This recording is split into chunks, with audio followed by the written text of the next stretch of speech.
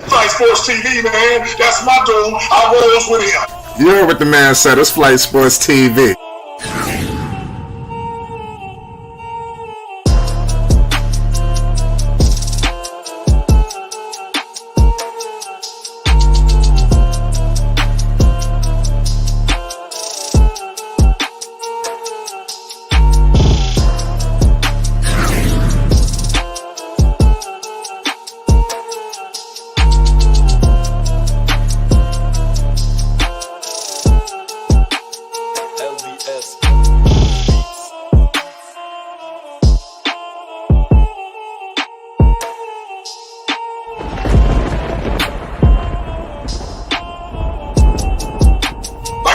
Flight Sports TV, that's where it's at. Flight Sports TV.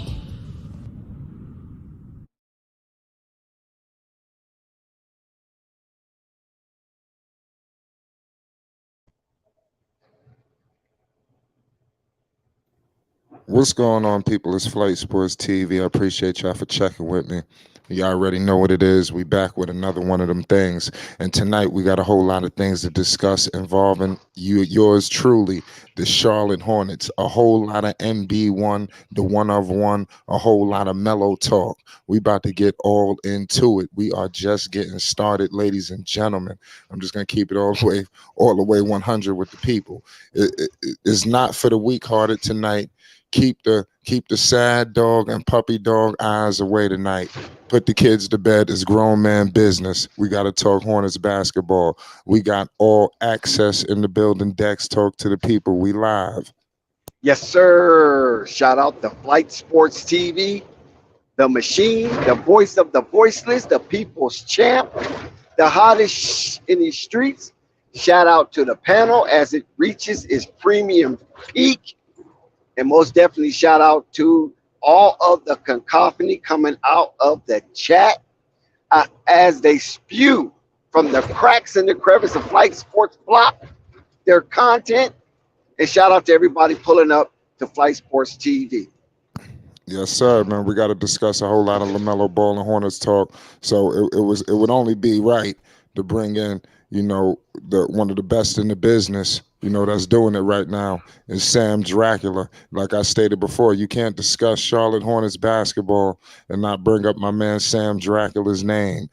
So we live right now. Sam, what's the deal? It's Flight Sports. How you feeling? Yeah, I feel good. And I appreciate y'all having me once again. It's always a pleasure to hop on this train.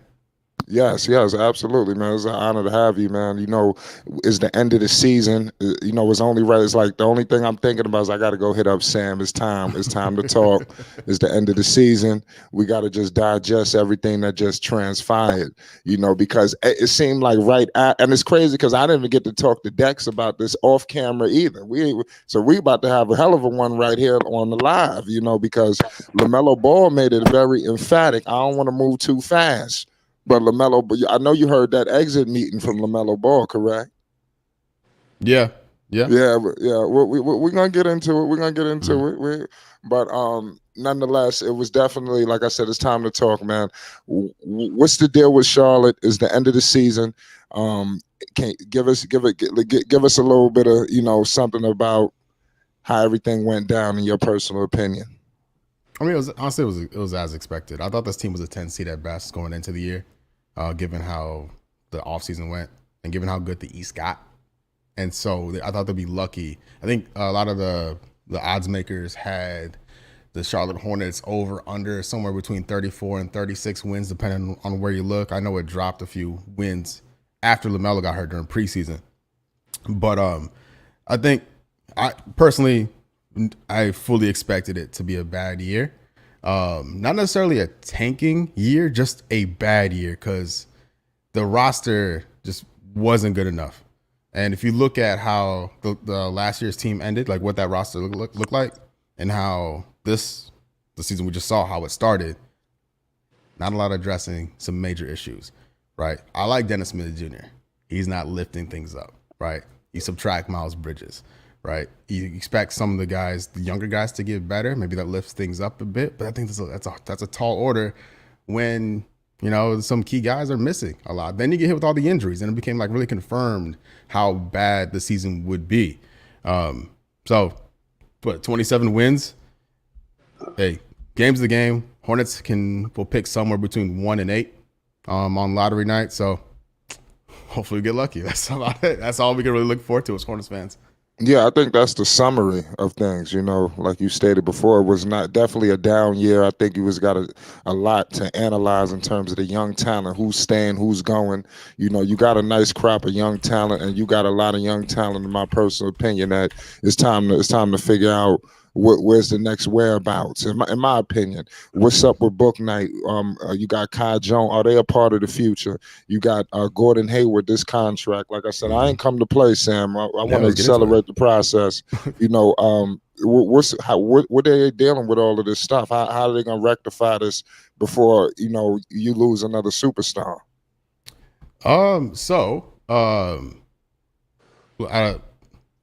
What do you want to get into with that? Because Bouknight and Kai Jones, if they're legitimately part of this front office plans, this team's gonna fail again.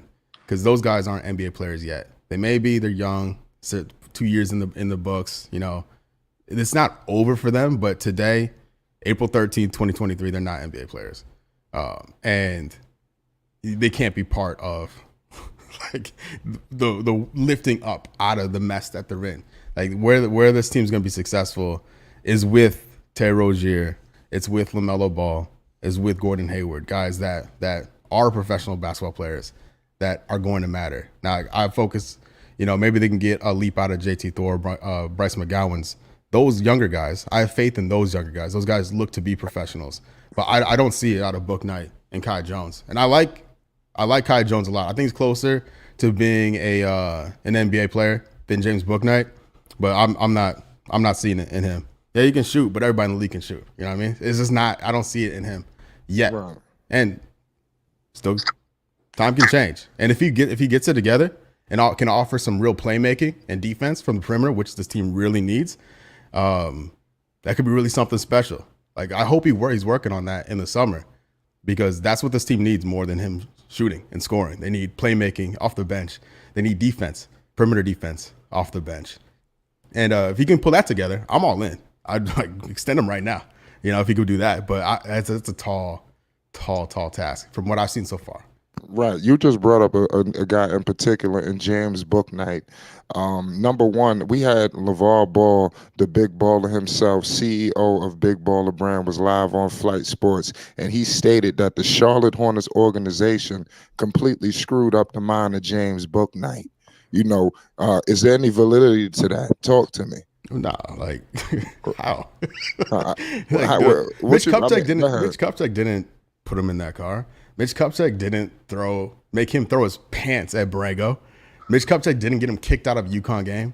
Mitch Kupchak didn't make him get in a fight in the G League. Like Mitch Kupchak didn't make him come up with a phantom pinky injury during summer league. Like what?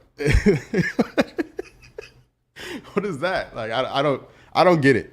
I don't get it. James Bouknight's a young dude. I think he has a good future ahead of him if he gets it together. And I'm rooting for him, genuinely rooting for him. But from a Hornets fan, from me wanting to see this team to play well, I don't see it. Right. Listen, I hear you with the off the court issues, but on the court it's tough. He definitely doesn't seem like he's turning out, and the time's ticking. It's almost like it's bust territory. In my opinion, he was a lottery pick. Yeah, 11th pick in the draft. Dropped to a lot of people's surprise. And Clifford gave him a real shot. Gave him like a month and a half at the beginning of the year. Like that's not Kupchak's fault. Like he got a real opportunity, at the start of the year, and he didn't capitalize on it. Especially with all the injuries the Hornets had. They had an open roster spot all year. And if Bouknight wasn't going to take that opportunity right then and there, I don't see how it can happen. That was the time. And we saw JT Thor, McGowan's make the most of those opportunities, and guys like Bouknight didn't. I agree. Right. We got my man All Access Dex in the building. Dex, talk to the people. We live with Flight Sports. We got Sam in the building. This grown man business. We discussing LaMelo Ball and the Charlotte Hornets is the off season. What's your thoughts? Yes, Brother Sam. You mentioned a few of the veterans and a few of the young men. But there's one veteran you didn't mention. There's one young player you didn't mention, and I'm very inquisitive about it. You didn't mention Miles Bridges. I would like to hear your thoughts on that, of him returning and to the Charlotte Hornets, and Mark Williams, his growth and development, and how he has come on and surged with the combo with the Lamelo Ball. Yeah, so Miles Bridges, I don't want him back. I don't care. I don't want him back. Forget. I know I may talk this on about it. Mentioned this in the video, but remove the felony domestic violence stuff out. All right. 1 year ago today was the play-in where the Hornets got embarrassed by the Hawks. Miles Bridges, a self-proclaimed team leader, got himself kicked out of that game. Then throws his mouthpiece into the stands. Right. Then a few weeks later, posts a picture of Lean on the internet. He didn't operate like a dude. You were like, all right, this is a max guy. On the court, yeah, undeniable. Then you couple in the trouble he found himself in, right? I think he should get another opportunity in the NBA. But as a fan, I don't want to root for it. I don't. Mark Williams, different story. Like Mark Williams from Summer League, he looked like a guy that was just over eager. Like he was kicking his leg out, trying to tip passes with his feet, right? His time in Greensboro seemed to be really beneficial because when his time came, when Mason Plumlee got traded, he looked like a real NBA player, like really nice and a legitimate building block. Because there's young guys on this team that aren't legitimate building blocks, that are nice players that could be like useful role players. But I think Mark Williams could be a star player at that center position in a very short amount of time. And him and Lamelo, I think that duo, along with whatever they put else around them, could be something special. I'm a big fan of Mark Williams and Nick Richards too, just on the low. Like I love Nick Richards. He seems to be a really Jamaican, nice yes, backup center. And also, the Xavier Sneed 10-day contract signing at the end of the season, and Theo Maladon signing at the beginning of what was that, preseason? Yeah. How do you feel about those two signings? So Maladon, I think, looked way overqualified to be a two-way guy. I thought, because realistically he's a third point guard, right? Maybe fourth, depending on how you look at it. And when that guy's on the floor, all you need him to do is not mess up, right? And I thought he did a good job not messing up while making stuff happen. You know, I have very low expectations for that position, for that spot in the rotation. And I thought Maladon fit that role well. He's like 21 years old. You know, he has some NBA experience with the Thunder, and now a year under his belt with the Hornets. I hope he comes back. And people are telling me that he's like roommates with Wembanyama. So if they draft him, come on, it's meant to be. But I like Maladon, and Snead's a dude who's just, paid his dues. He's a hardworking dude, paid his dues with the Greensboro situation, the Summer League, in and out. And, it's awesome that him, Kobe Simmons, those types of guys are got their opportunity to close out the regular season after, waiting for so long to get a chance. You brought up Wembanyama. Wembanyama definitely is going to change life for the Charlotte Hornets. We're going to get over into it. Yeah, Flight. Don't put the horse here. I know. Panthers got the first pick. Hornets getting the first pick. It's meant to be. You heard what the man said. Listen, we live right now with the man Sam Dracula. Like I stated before, y'all go subscribe to his channel. Y'all know who this man is, a dear friend of Flight Sports TV. Listen, Sam, what you got going on right now, man? Talk to the people. What you got? What's happening? So just the YouTube these days. I'm going to, in the next few weeks, basically starting next week, I'm going to be making videos about not every player on the team, but most players on the team. Specifically, starting with the guys like PJ. I have never made a Miles Bridges video. I don't think I will until there's actual news, just because it's it's a weird thing to talk about. And then like Lamelo, like the Oubre, right? The top free agent kind of guys. And as well as the young boys as well. So I'm gonna be making videos on them as we get closer to the lottery, which is a month and 3 days away. And then once the lottery's figured out, then we can kind of get kind of mixy, right? Get kind of creative when teams know where they're drafting. That means trades can happen. Not that anything in the top, like the first pick's not going anywhere. Whoever gets that, unless Wembanyama does like an Eli Manning, like that's not moving. But the Hornets will have their first round pick figured out. They'll have the Nuggets pick, which is already figured out. They got like 3 second round picks. Maybe that's an opportunity to kind of open the conversation about what they could do with all those picks, because they're not going to add 5 rookies to the team. That'd be really dumb. And so, like, what are the things they could possibly look at? So when we get to lottery time, I'll be live streaming during the lottery. But when we get after the lottery, we can get real creative with what the Hornets could potentially do with all their draft capital. Make sure y'all go subscribe to his channel so you don't miss that draft lottery coverage. We're gonna be tuned in. I'm gonna Flight Sports. If they get the first, I'm gonna like. Yeah, I'm telling you. Yeah, man. We're gonna have to have a meeting. it's gonna be too crazy. They could end up with the 8th pick, so I'll be free if that happens. I'll be freaking out in a different way. It'll be a very different vibe. Hey, I already told Flight no long time ago. Look here, they're gonna mess around and get a point guard, and I don't know what they're gonna do with Melo. Charlotte ain't got a good history, and there's something else I want to talk to you about too about Charlotte also, young man. With Flight get to asking your questions, because I got a couple of questions too. I want to ask a couple of questions about Charlotte and what's going on with their organization, within their organization. So go ahead, Uncle Von. Ask your question.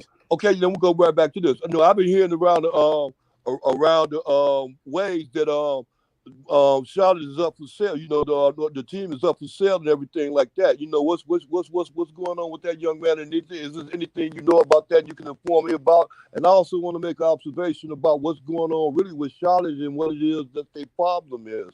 And it pertains to the organization, the head of the organization. Not the general manager, not Mitch. He's okay. He got to do what he got to do.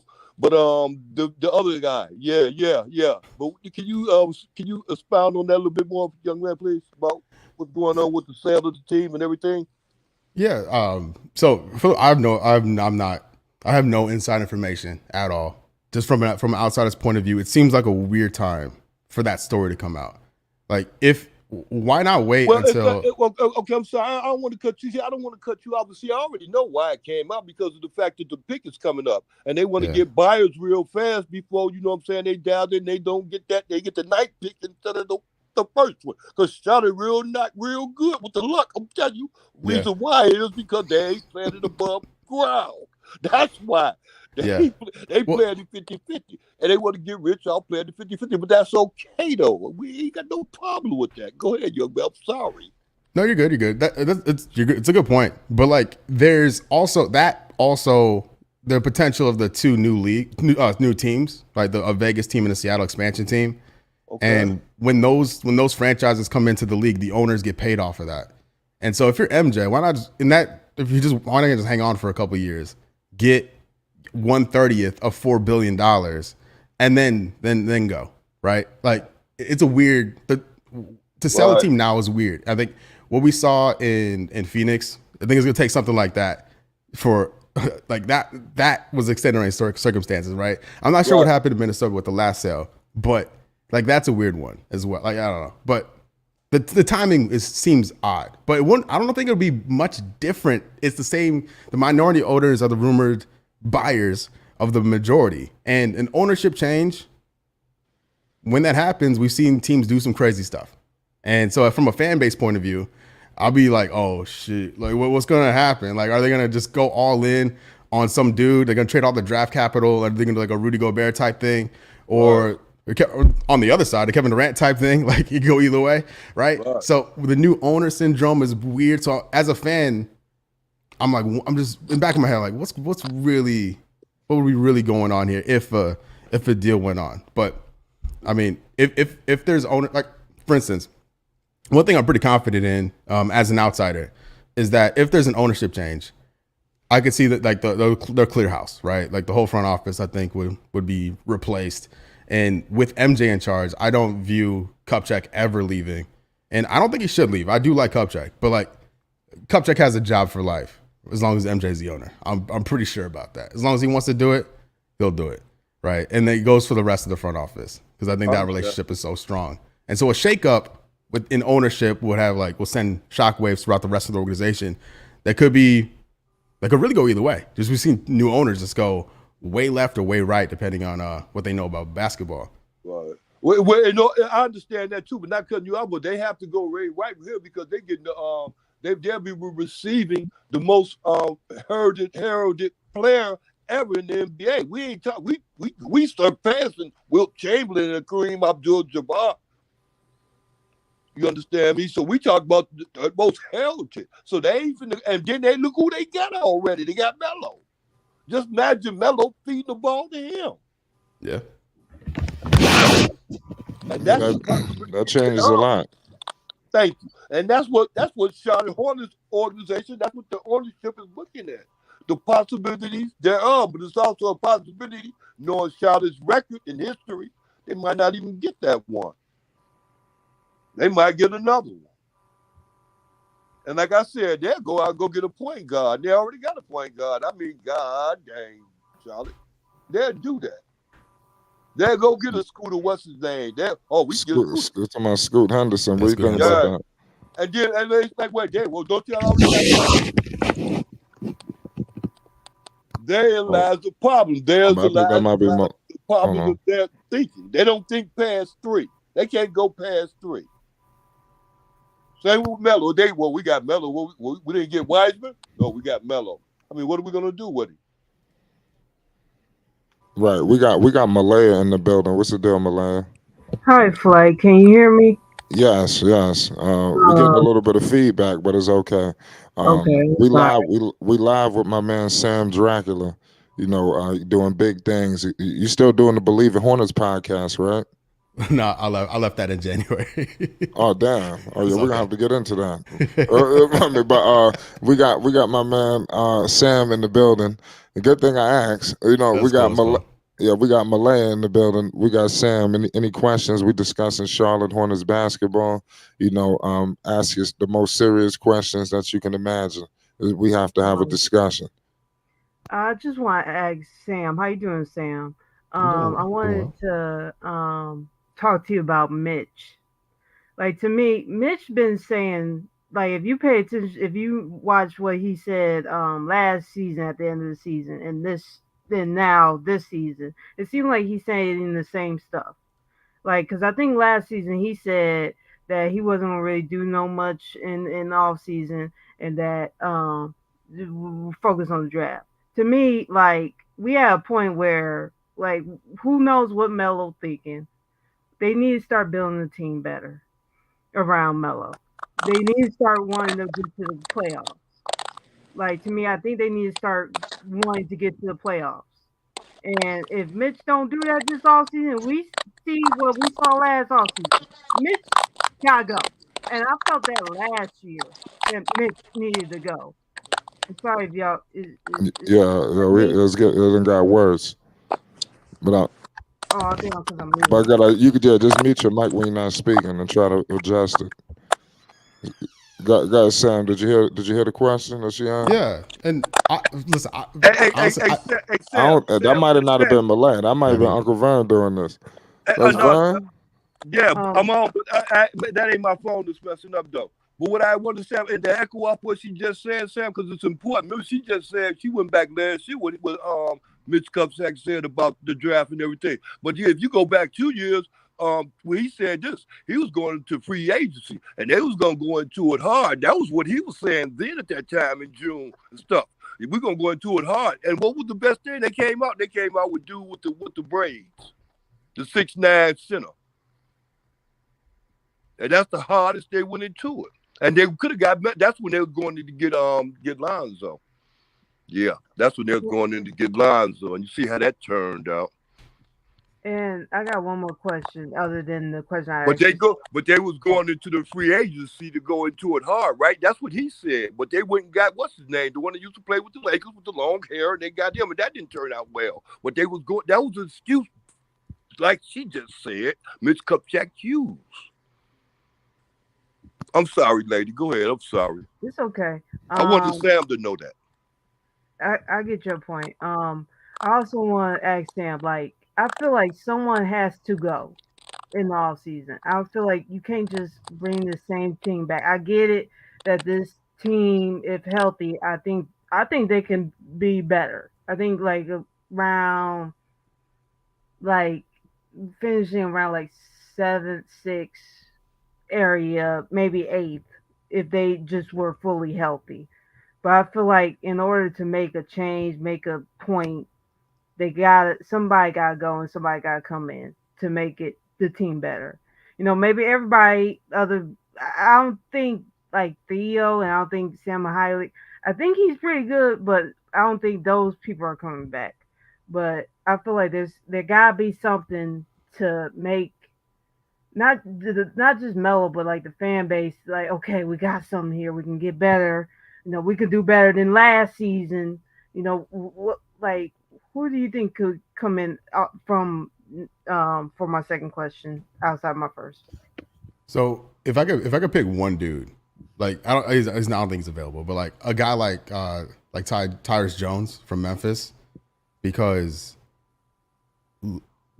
this team has no playmaking other than Lamelo, none. And Terry as the point guard doesn't work. Dennis Smith Jr. as the point guard doesn't work. Lamelo can't play 48 minutes. I don't know how his ankle's gonna hold up next year. They need that. They need that orchestrator off the bench. I have faith in the front court, specifically the center spot, right next year. But Rozier doesn't make sense on this team as a starter to me. Oubre never made sense to me. He makes more sense as a starter than Rozier does. They need a real secondary guard that can defend and hit shots next to Lamelo, and then have like a guy like Terry off the bench. Like this next season, I would love to see Terry come off the bench, and I don't think Clifford would do that to Rozier, but I would like to see it. Those would be like the minor changes, not knowing what the draft is going to give us. But the cap is screwed, and I think the salary cap. I think Mitch Kupchak as the drafter, I think is really good. Okay, 2021, the first round was a major L. But if you look back from 2018, what he did in 2 rounds, in 18, 19, 20, not 21, although Thor, that was a good draft pick. And then 22 was looking all right. I'm not going to kill him for one bad round last year. But as a salary cap manager, Mitch Kupchak, for this team to have 27 wins and be over the salary cap and really handcuffed in what they can do, that's a problem. And we're in year 2 of a Terry extension, last year of a Hayward deal.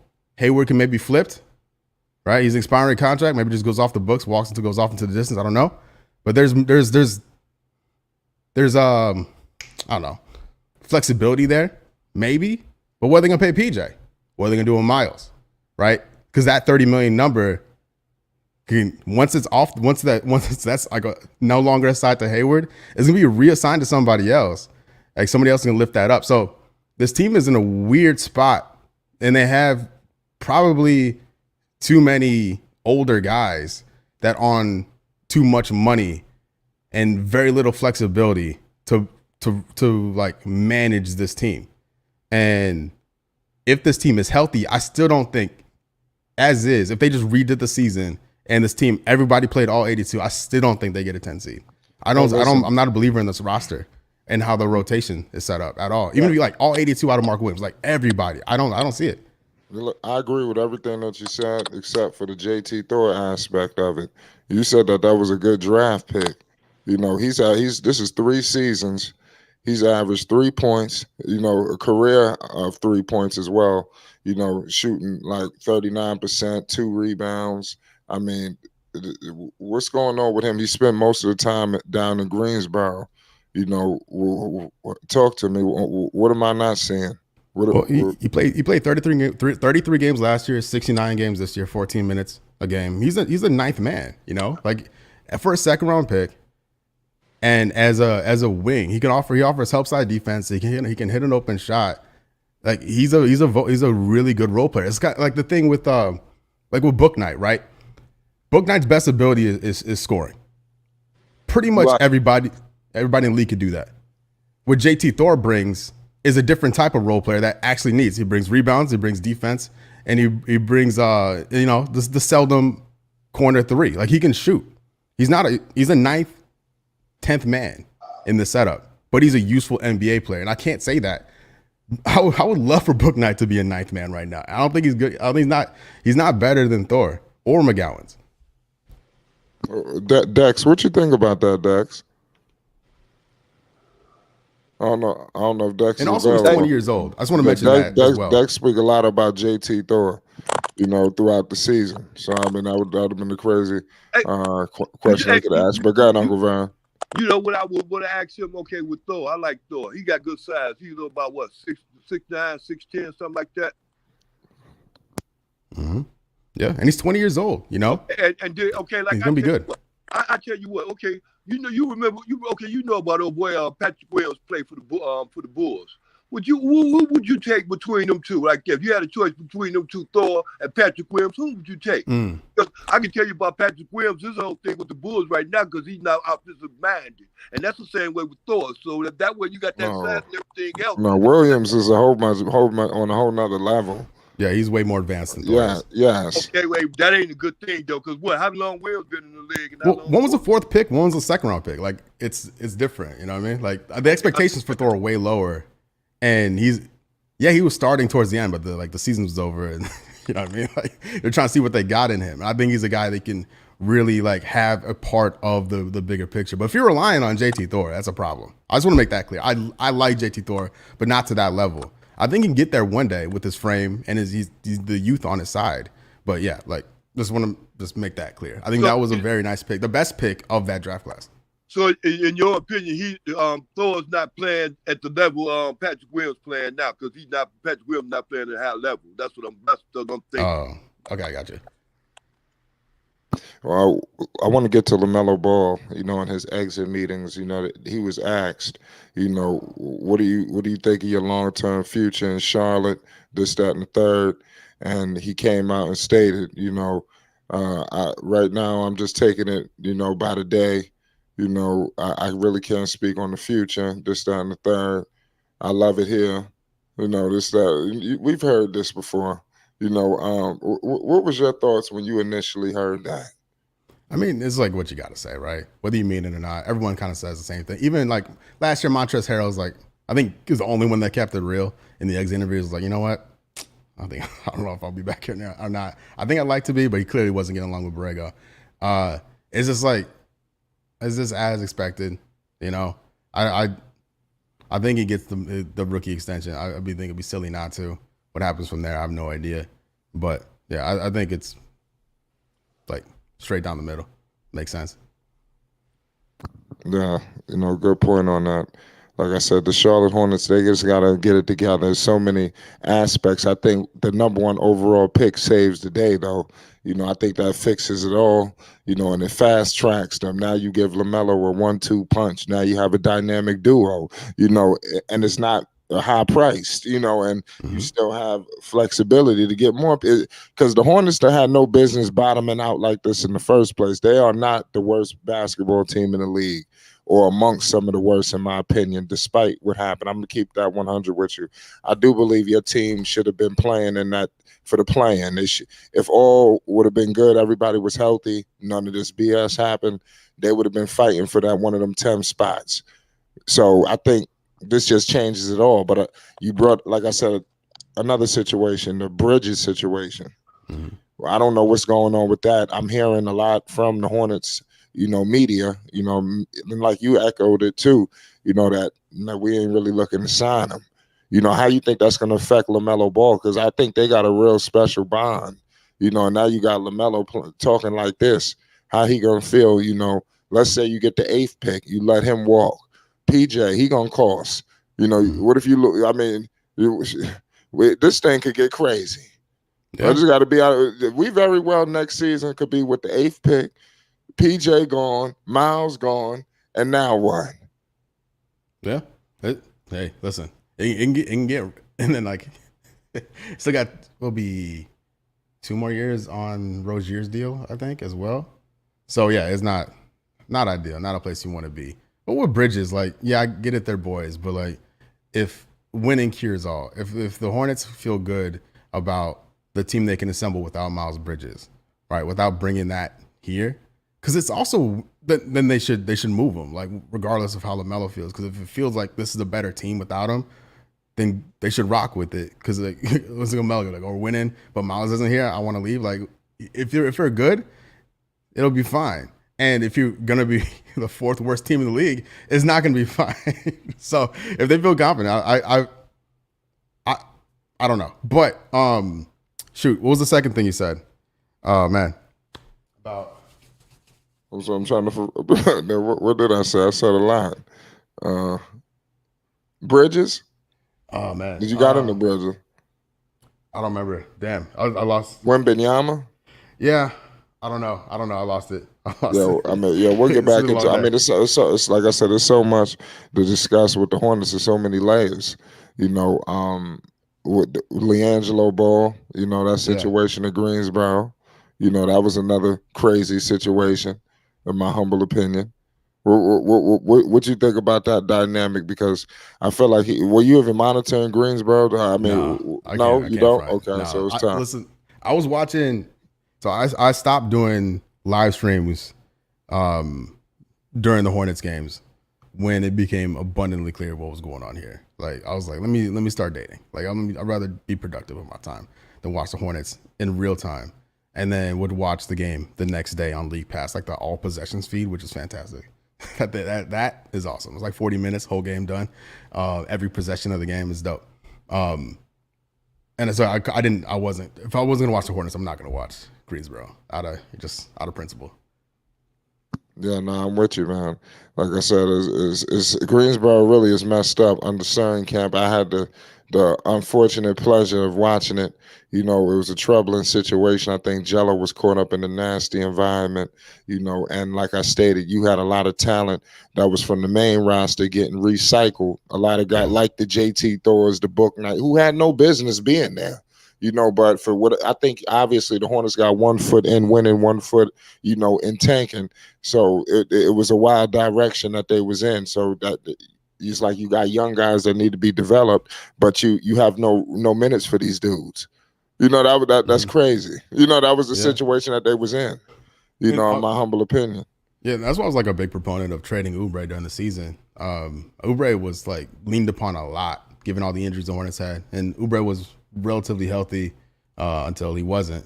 And then, you know, when the Hornets have so many wings and clearly going nowhere, it seems silly to have Kelly Oubre play as much as he did when guys like Thor and McGowan's, even Bouknight, right, could use some of those minutes. And then you factor in like Mason Plumlee early on, right, for the first quarter, the 3 quarters of the season, right, leading up to the All-Star and trade deadline. You know, it took him to get traded for Mark Williams to get some run. On the plus side, we saw Nick Richards thrive, you know, so that's cool. He got a new contract out of it. But yeah, I get your point. Like the Hornets had a way overqualified G League team, which then kind of has a ripple effect because those guys get pushed down a notch, which is just not the best way to go about it. Hey, Sam.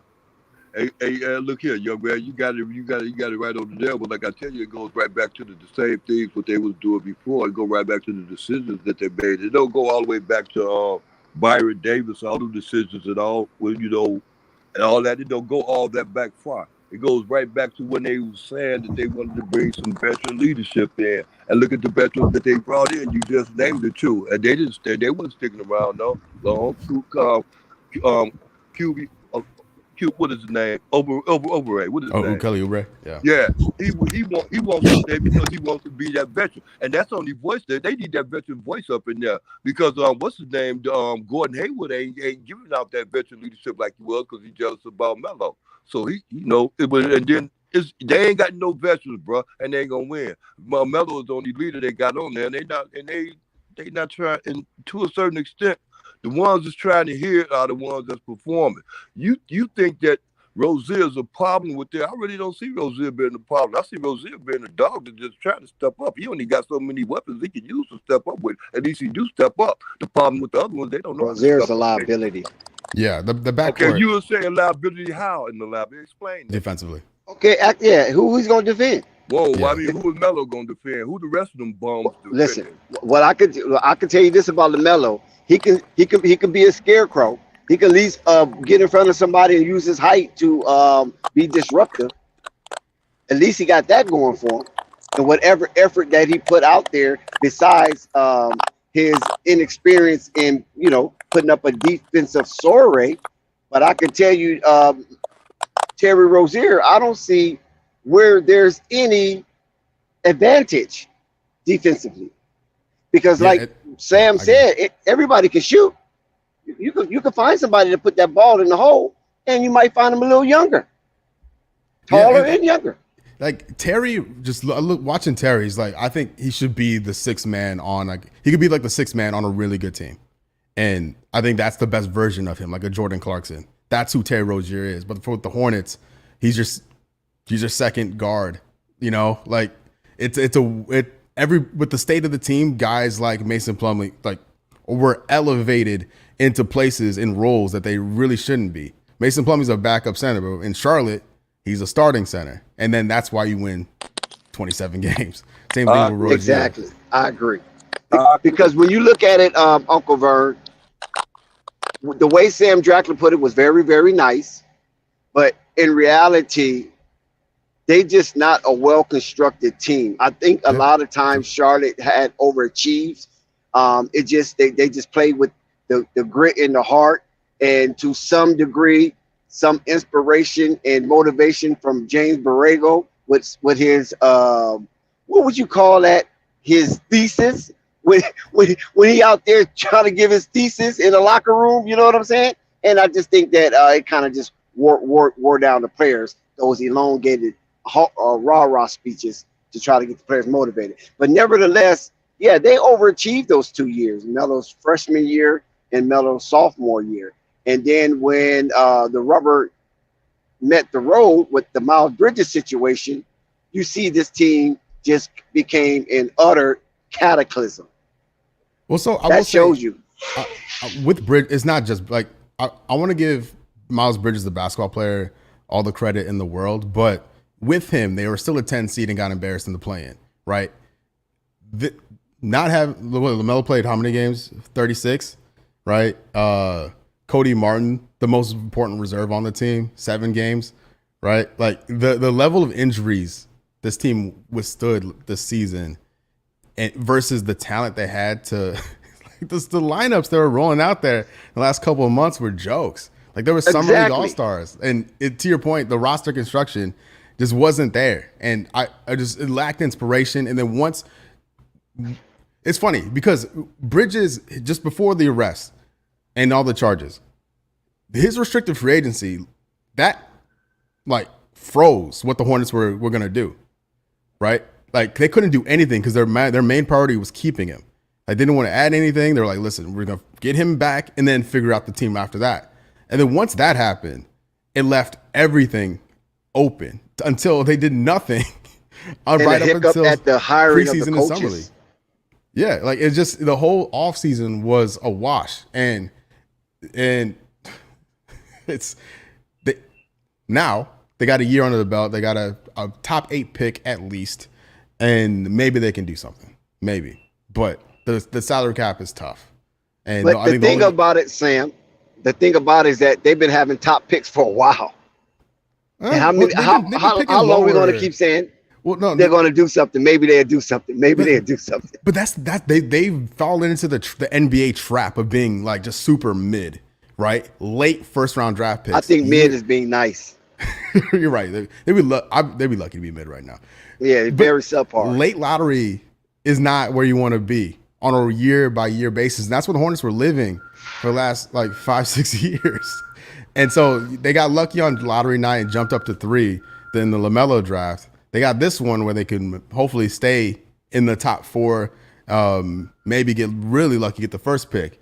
But largely, they've been operating in that middle. That's kind of how you end up in here. You're the Washington Wizards. It's a fledgling kind of good average comparison. team really going nowhere. And now you have all these kids with varying levels of skill that you can't do anything with. You can't change contracts coming up. Yeah, and then you got all right, we're gonna pay you, you're gonna walk for free, and then they just have too many. And if this is 2K, I'm bundling all the kids. Like I'm taking Bouknight and I'm taking Kai Jones, and I'm taking like Rozier's contract, and I'm getting a real NBA player back. You know what I mean? Like they have to turn these projects. You don't think you could do anything with Gordon Hayward? Because you seem like you attached. Yeah, if you want to go big, like because that number. Hayward, the basketball player, is fantastic, but the number's tough. But it's expiring contract. Sam, you show us being nice to No. Gordon Hayward's a great player, a really great basketball fantastic. player. Hayward's amazing. That's piling on a little bit. Hayward had a Sam, good that's close. piling on a little bit. Fantastic. Come on, Sam. He was the reason they won on a win He streak. hasn't even been an all-star. He hasn't been an all-star since he's been a Hornet.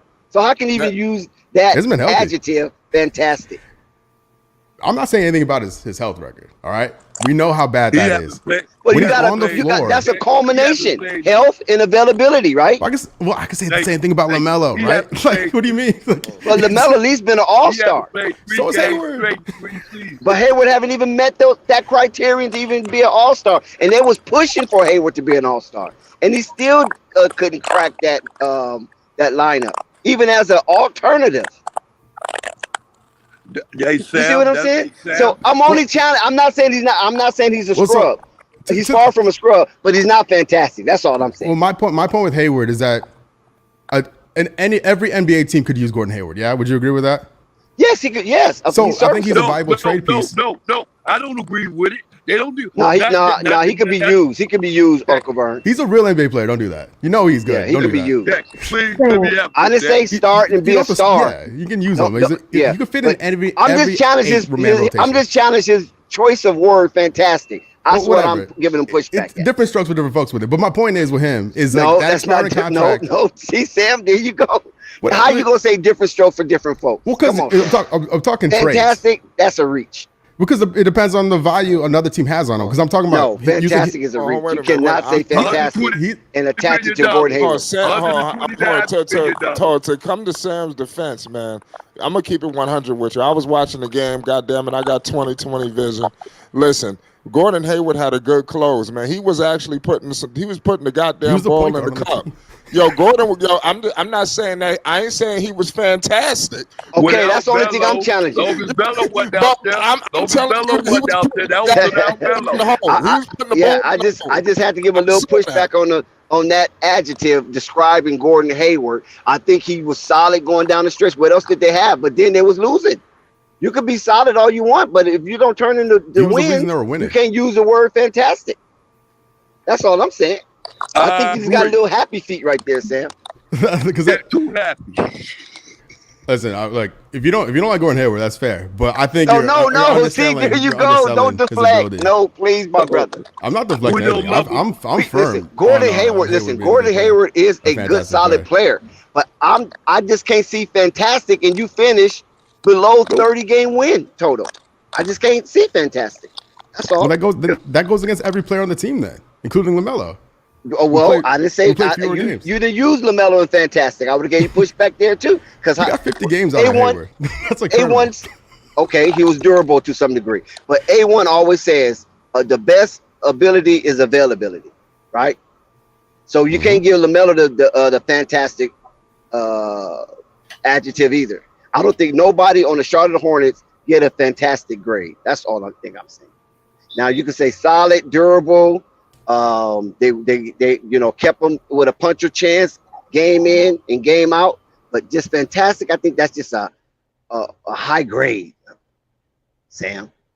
All right, hey, that's your opinion, but my thing is there you go. I don't agree, because like when this team was at its best, when they won 5 games in a row, he was 21, 6, and 5. Like he was playing out this world. Terry was good. Lamelo was good. He was the best player on that team during that stretch. But it's okay. It's okay. My point is though, just let me get this out. Just let me finish. Okay. Let me finish. This isn't even because like his expiring with all the picks and all the young players they have, they can maybe do something with that expiring deal, depending on what another team is trying to do. Right? If another team's trying to tank, if they believe in Hayward, there's value in Hayward in a trade as a trade piece, right? If Bradley Beal is like, I want out of Washington and Washington want to get worse, Toronto, they got Siakam, right? These guys that have been a part of like the trade conversation for a while, the Hornets could get involved if they get lucky on draft night. And then you have Lamelo, Wembanyama, and whatever Siakam or like Bradley Beal or whatever. You know, like that Hayward piece is from a roster construction point of view. I think this is the most valuable he'll ever be right now because he can't get hurt because of no games being played and his contract's expiring. That's all I was just trying to say. That's it. And you know what, Sam? And that's hold on one second. And you know what, Sam? That's all cool and dandy. I just feel that they should focus more on the core. Like you were saying earlier, I mean, you were spot on with that observation with Lamelo, Mark Williams. I think PJ Washington should be a part of that. And I think the Jammin' Jamaican most definitely should be a part of that, Nick Richards. And then they could just, wave around the rest because they gave up on Jalen McDaniels. I thought that was a good serviceable piece they could keep with Lamelo. And back. He was unrestricted. You didn't think he was coming back, huh? Yeah, he was dead and stinking.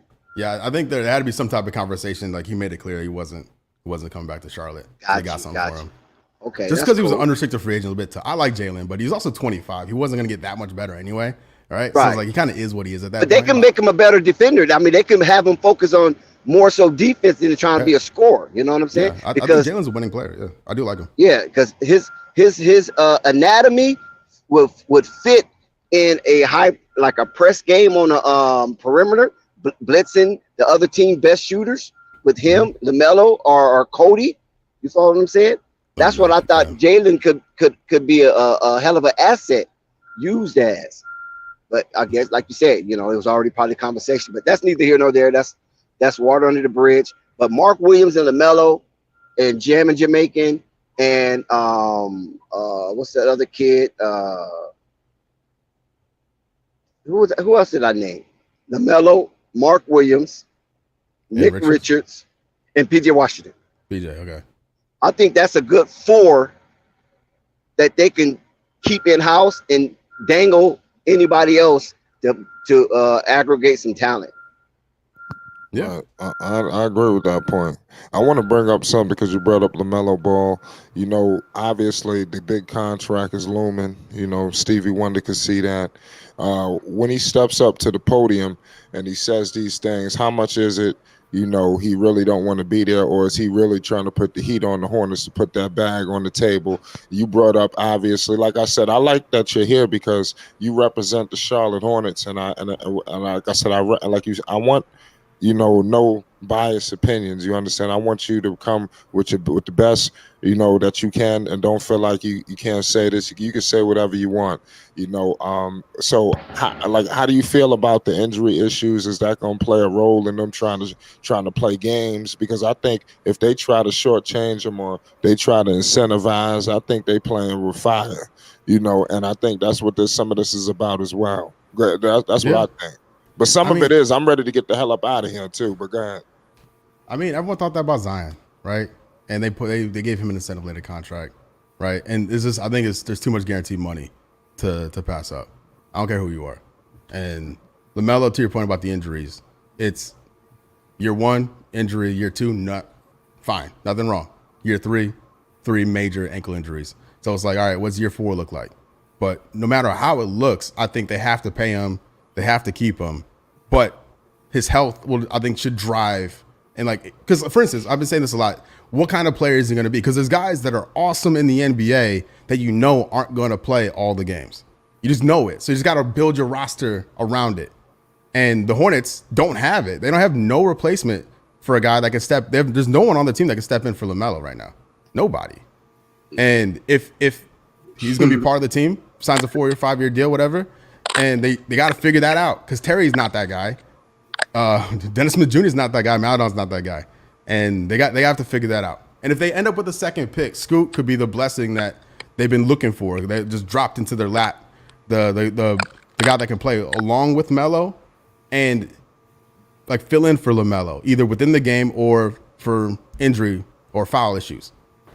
Why not Gordon Hayward? He getting paid all that money. Well, he's not. He's 32. He's not the part of the long-term plans. So you advocate. Whoa. Sam. Malaya, do you have anything to ask or anything to contribute? I wanted to add Sam about Kelly and PJ. To me, it seems like I've been hearing that both of them kind of want 20 million per season.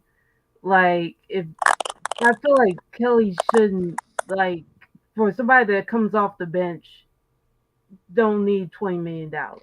Exactly. Um, and to me, if they both like, I don't know really truly what Kelly is worth at this point. You might know then more than me, but like if they both want 20 million, I think I definitely heard PJ want like a 80 some $1 million, and that's like 20 million a year. You gotta choose between which one. And to me, I will go with PJ. I want to keep PJ. Kelly is so with me. Mhm. Like it, he could be a good piece coming off the bench because he's a scorer, but then sometimes he can't score. He be consistent. So, but if they both want 20, I'm keeping PJ.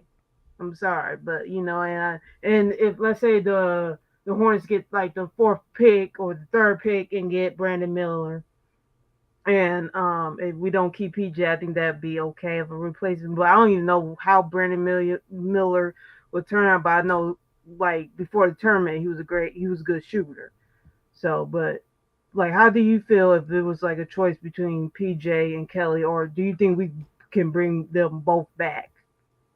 So I'm between the two. It's PJ every time, like every single time. Kelly, I want to give Kelly credit because he stepped up because he was signed to be Gordon Hayward's backup. That's what he was initially signed. And also one of those dudes who sat there. You know when free agency starts and the like 5 o'clock or whatever hits, and then everyone gets signed up. Oubre was there till like Friday. He sat for a couple of days, and there's only a couple of teams he could have even gone to 2 summers ago. And I think it's because his play style isn't necessarily what you want out of a good team. And Oubre is showing the aptitude to take fewer shots and drive more, which I love. That version of Kelly Oubre, I would keep every time. Like if you told me I got that Kelly Oubre every night, who played pretty decent defense, but could like drive instead of settling for jump shots, I'm here for that.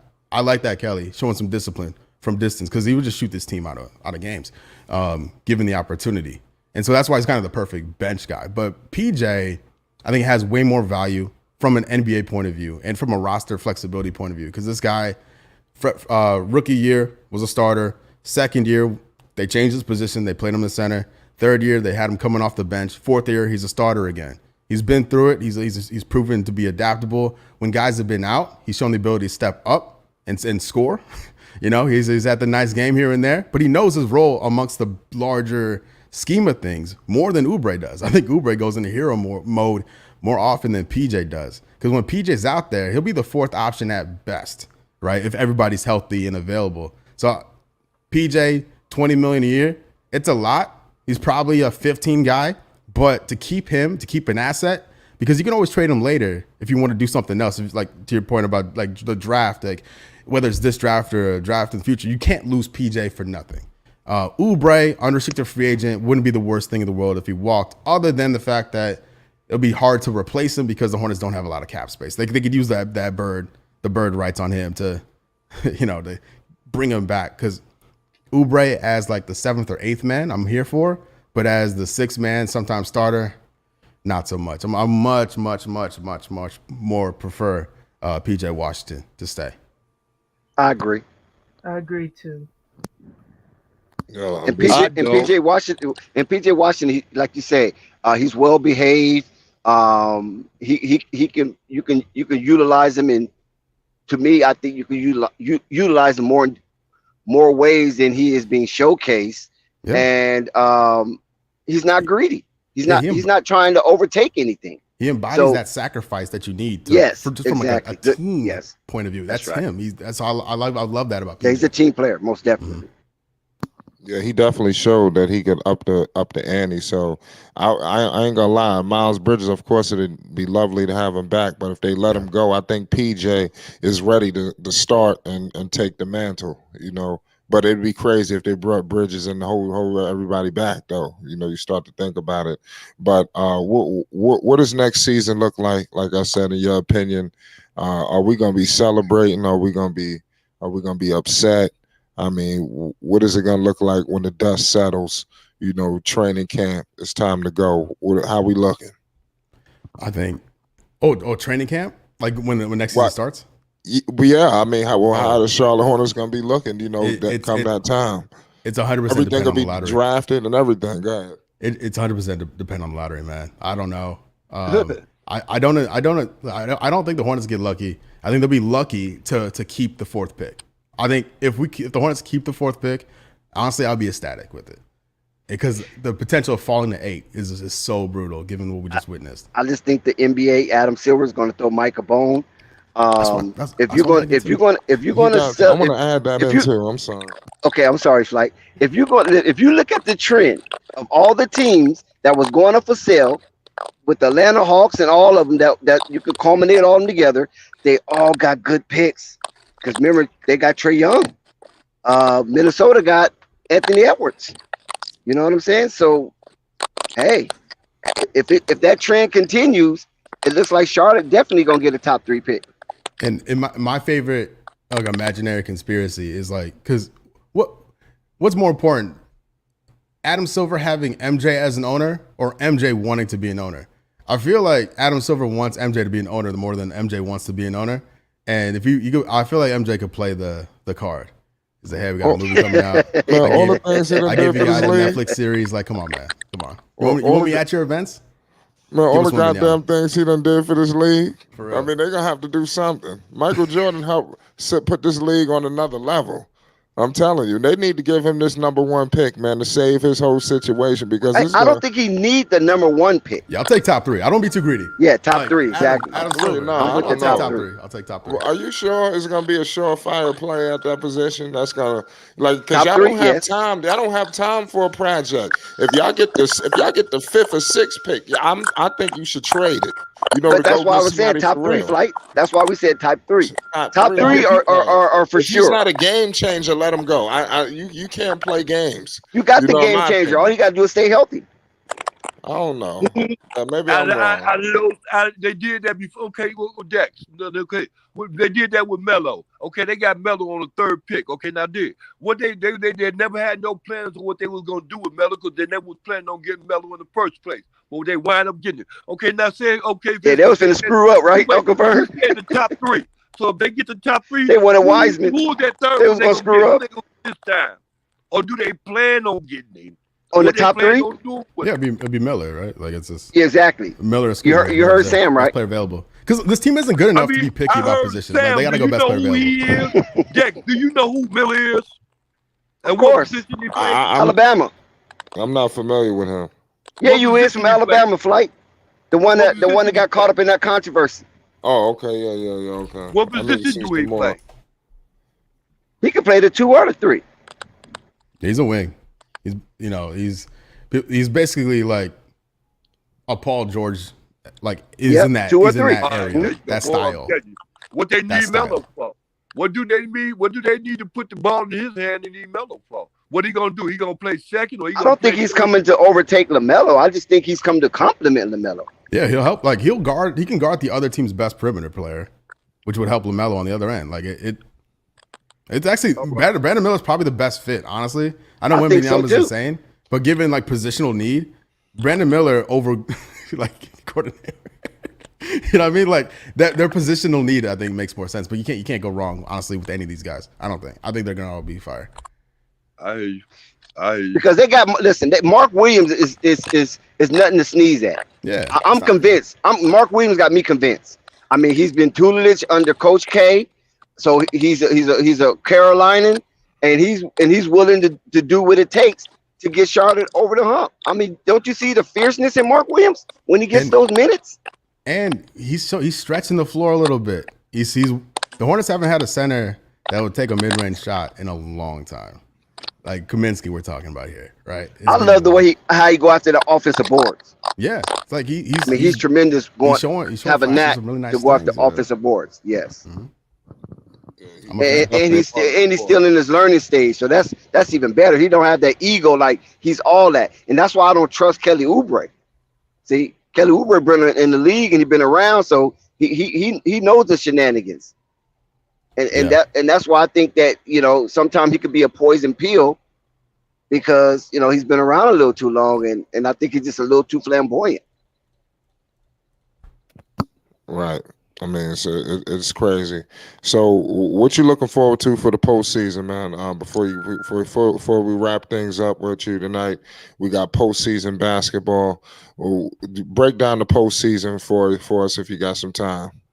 Also, being a Hornets fan, I like to root for the teams that give you hope. You know what I mean? Like, so Milwaukee, Cleveland out the East, right? They got stars. They kept their stars. They built around those stars, and now they're doing it. They're doing it big. In the West, I have no idea, man. I have no feel. I'm rooting for the Kings. Like I think a lot of people are. If you don't have a team out West, but I don't think it's gonna happen this year for them. But I'm hoping. I'm hoping for the. I like the beam, man. It's the Kings, man. They put the Hornets on the clock, man. We're on the longest. The Cavs or the Kings? Well, not to win it at all. I'm just saying that's what the teams I'm rooting for. Yeah, my bad. Yeah, because the Cavs playing the Knicks. And I'm from New York. I feel you. No, I mean no disrespect. No, it's no disrespect. But the Knicks are one of those teams that did it the right way. Like they didn't try to microwave a team. There we go. They didn't microwave a team. They built it. They made a plan. They stuck to it. Yes. Shout out Steve Mills. No, I'm playing not Steve. They try to microwave that team. Stuff, man. Don't do that, Flight. They try to microwave that team to get Donovan Mitchell. The Jazz didn't take their offer. Yeah, they made a terrible mistake. Man, we got a good thing going on up there, man. So who's gonna win it all? I think the Bucks win it. Okay. I think the Bucks win it. Yeah. Okay. Are you doing anything in the postseason on your channel? Hey, Kim, let me say this right fast, Flight. They gonna take one second. You remember that? Hey, look, Sam, look here. You forgot all about KD out there, don't you? Why you forget about KD out there, man? Listen, man, he blocked Mark Williams' shot, man, twice. Like I don't want to talk about Kevin Durant, man. He hurt my boy's feelings, bro. Kevin Durant missed like 3 months, comes in and blocks the 7'7" dude's shot twice. Kevin Durant's a cheat code. Listen, the Suns got it. They should win the West. They should. Well, see, that's what I mean, Sam. Hey, Sam, see, that's what I mean, Sam. You don't want to misrepresent. You don't want to fool the people. You ain't misrepresent. Yeah, I think the Bucks win it though. I think the Bucks win it. Well, we hope the Bucks win it. We hope the Bucks win it. But KD ain't gonna miss too many threes, and he might. Well, they got a hell of a first round matchup now. They got playing the Clippers. That ain't gonna be no walk in the park. Yeah, that can go 7. Be really fun. Yeah, Kawhi ain't no joke. But it's crazy. It's over with for them. Hey Sam, thank you for coming through, Sam. I love you. Sam. What can the people expect from you, Sam? So I'll be making Hornets videos, player-specific videos, the next few weeks. And I may live stream during some of these playoff games, just because I do enjoy live streaming. It's just I didn't enjoy live streaming during Hornets games this year for obvious reasons. So it'll be nice to do it when good stuff is happening. So maybe you'll see that on the channel, but definitely some more Hornets content. Talking PJ Washington, Kelly Oubre is a pending free agency, and whatever else pops up between now and the lottery. Let's get some Mark Williams out of you, so we can be more familiar with him. Oh man, my pleasure. I'm a fan. I'm a big fan. Because real quick, last thing, we waited so long. The Hornets fans waited so long to see Mark Williams play. Man, waited so long. We had to deal with Jalen Duren and Walker Kessler, just killing it. Especially Kessler, who's drafted after both those dudes. Like the Hornets had Duren and sent his ass to Detroit. We got the Nuggets pick, which is gonna be bad. It's like, oh, are you kidding me? And then we got a guy who's like not even with the team. He's playing in the G League. What is going on here? So it was worth the wait. And honestly, onwards and upwards. I'm here for Mark Williams year 2. I think it'd be something really fun and really special. And I think in the not too distant future, he'll be shooting threes, and I'm here for it. Are you gonna do a live stream for the lottery? Oh yeah. I don't drink on stream, but I think I will be drinking during that. So we'll be sipping, man. I don't blame you, man. I don't know, man.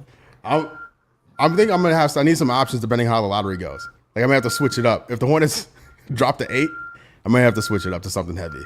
All right, maybe something light, like cheap. I was like joking for a while of doing like you know how like when the team wins the World Series, whatever, they tape up like the locker room. I was thinking about like taping up my whole like deal here, and if they won the lottery, do it, man. Yeah, But I you don't might know. as well do I lose it, my man. security deposit. I don't know. It'd Oh, be worth Sam. it. Oh yeah, It'd be worth yeah, it. yeah. It'd be worth it. Is that Muggsy Bogues jersey signed? Yeah, yeah, Oh, that's what's up. yeah. It was a gift. It was a gift from my dad. That's what's up right there. And also, what about your soccer interest? Yeah. So Charlotte FC play That's right. Saturday. I'll be there. See, I was Got- wondering what that was. I just didn't want to say nothing. Yeah, no, Charlotte FC. They they play. I don't know who they play. It doesn't matter. That team is very bad. I thought the Hornets are bad. The MLS team is even worse. Oh, But the Hornets, the soccer team, and Panthers. the damn Panthers. It's tough. It's What about it's the tough. Carolina, the hockey team? What's their name? Oh yeah, the Carolina Hurricanes, but they're in Raleigh, Hurricanes, so like Hurricanes, they're a whole different different thing, whole different ecosystem. They're not dragged down by the Charlotte like midness. But yeah, this is Charlotte FC. It's their games are fun. Like they're not a good team. It's year 2 of the franchise, so we'll see what they come up with. But my mom's in town, so I'm taking her to that game on the weekend. And and then earlier that day, Manchester City, my other team, that's actually good. They're trying to win a title, so we'll see, man. We'll see if they win out. They win the Premier League. That's funny when you say they're not that good because it's hard to watch a soccer team that's not good. Yeah. I'm like, all right, we're here for the atmosphere, right? It's a new experience for her. And it's a nice stadium. Yeah, it's okay. It's all right. The stadium's okay, but the tickets are cheap, and it's a good time. I feel partially responsible for the Hornets run, even the Panthers. I've seen every team I've ever cared about win. Like my St. Louis Rams in '98 won, my Cardinals won twice, the Blues won, Manchester City, my favorite European soccer team, has won a lot.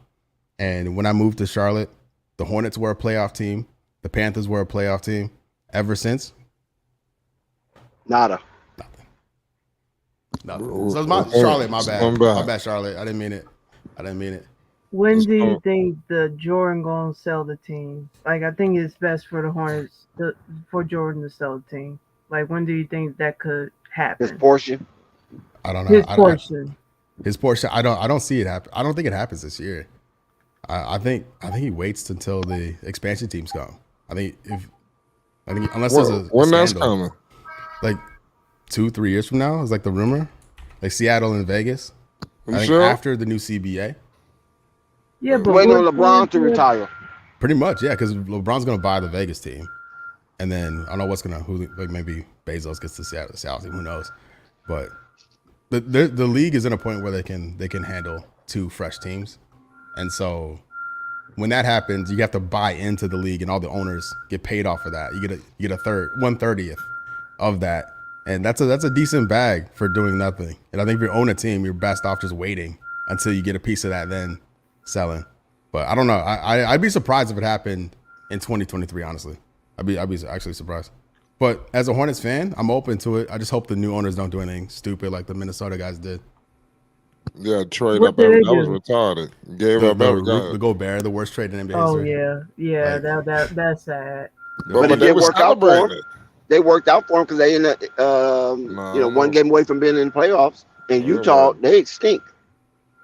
Yeah, but Walker Kessler is better than Gobert right now, and then they also traded a bunch of other stuff and a bunch of picks, 5 first-round picks. So like it's a lot. that trade has already aged poorly. Sometimes those picks, those trades, And the take a Lakers few got the years. rest of them, huh? Yeah, pretty much. And then Utah, you got more stuff from those guys. So like the trade off the trade, what Utah pulled off, while still having an all-star starter and potential all-NBA guy in Lauri Markkanen, like Utah is cool. I would love to be a Utah Jazz fan right now because they got an actual like plan in place. You can kind of see the pieces falling into place in at Salt Lake City. I don't know what they're going to be able to do. What about the Zion Williamson situation? I think he completely wrecked the Pelicans. I feel so sorry for him. What's your thoughts on that? I think it's pitiful, man. Like dude's doing like windmill dunks. And he said like, yeah, I can play, but mentally I'm not there. Like I don't want to like be not there. Like can you play or can you not play? Because if you can play, you should play. But if you're not mentally Zion out prepared, that there means you're chasing not. the snow bunnies. And the crazy thing apart about it is Melo played more games than Zion did this year. Yeah, it's And, crazy, and right? people criticize Melo's injuries. He played Yeah, more games than Zion. And Zion yeah. still made the All Star team. I'm just saying. I'm not about the All Star, but I'm just saying that Zion, played less games. I think he played like 29, Yeah, but right? Zion had his team in first place in the West. Yeah, that's Yeah. that's that's sad. I do feel bad for Pelicans. I thought I was rooting for them to beat OKC last night. It just didn't go their way. Um, I don't know. Like I feel like maybe I don't think it's the weight at this point of time. I think it is the weight though. But because I think they would have said something if like Zion was over 300 pounds. But at this point, because is in his contract, he can't be over 300.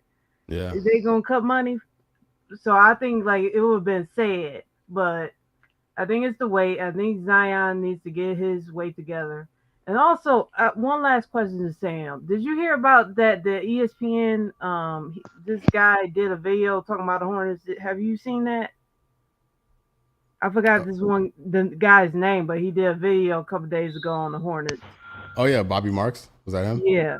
Yeah, I made a video reacting to it. Okay. I watched it in a video and then posted Inform it. us.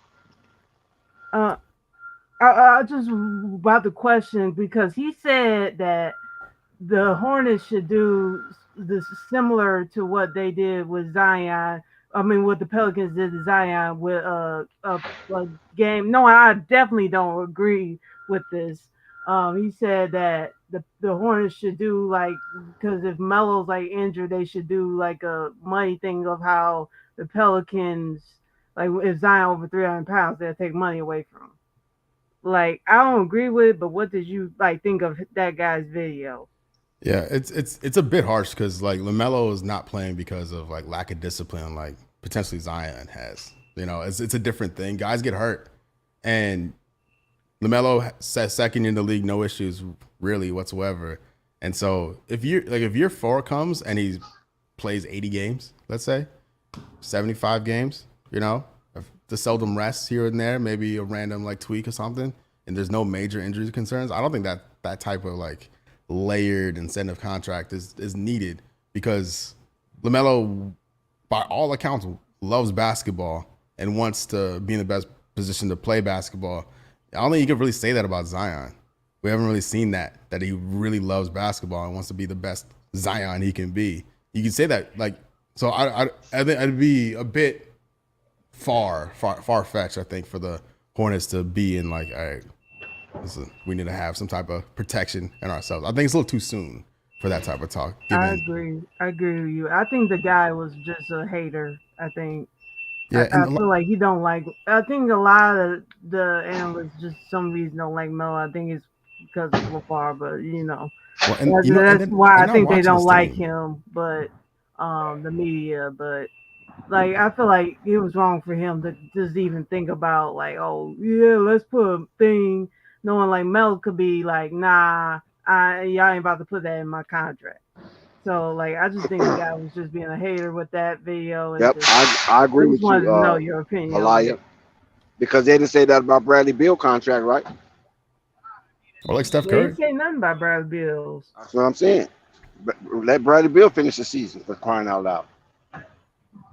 Like, yeah, guys get hurt, and year 4 Lamelo could be perfectly fine. Like we just don't know what's gonna happen with him. Yeah, and how much? I heard 204, but like, sorry, Flight, but so what was the full contract? Let's say, because like with Jaws and Zion's is like right now it's like 192, but if they get like all NBA, it'll be like 200 something. And I know Melo's is like the value is 204, but like what would be the extra if like he made all NBA next year? Like what would that be? Extra money added on? I don't know. I think I saw 220 someplace. I don't know though. Okay. I was curious. Yeah, I'm not sure what's at stake. Yeah, that'll be a big time bag. Yeah. But any shout outs before we get you up out of here? No, I don't want to hold you up too long, unless you ain't got nothing else better to do. Oh man, listen, man, it's my bedtime, man. So, Yeah, I know it's been a getting long late out there in Charlotte. Oh no, honestly, no. Like YouTube.com/Sam Dracula is where my stuff is. My Twitter is right there. All my socials is that. Excuse me. You haven't been posting on Instagram lately, huh? I don't think I post on anything on Instagram, and I think the podcast maybe was the last thing. I just don't really do Instagram. If I'm honest with you, like I don't really like Twitter. I don't really like Instagram. I don't like posting anything, which is ironic because I post videos. I really should. I'm really lazy when it comes to the social stuff. But there's not. If you want to follow it, go ahead. But there's not a lot there, so it's up to you. At least they can DM you there, right? Do you answer your DMs?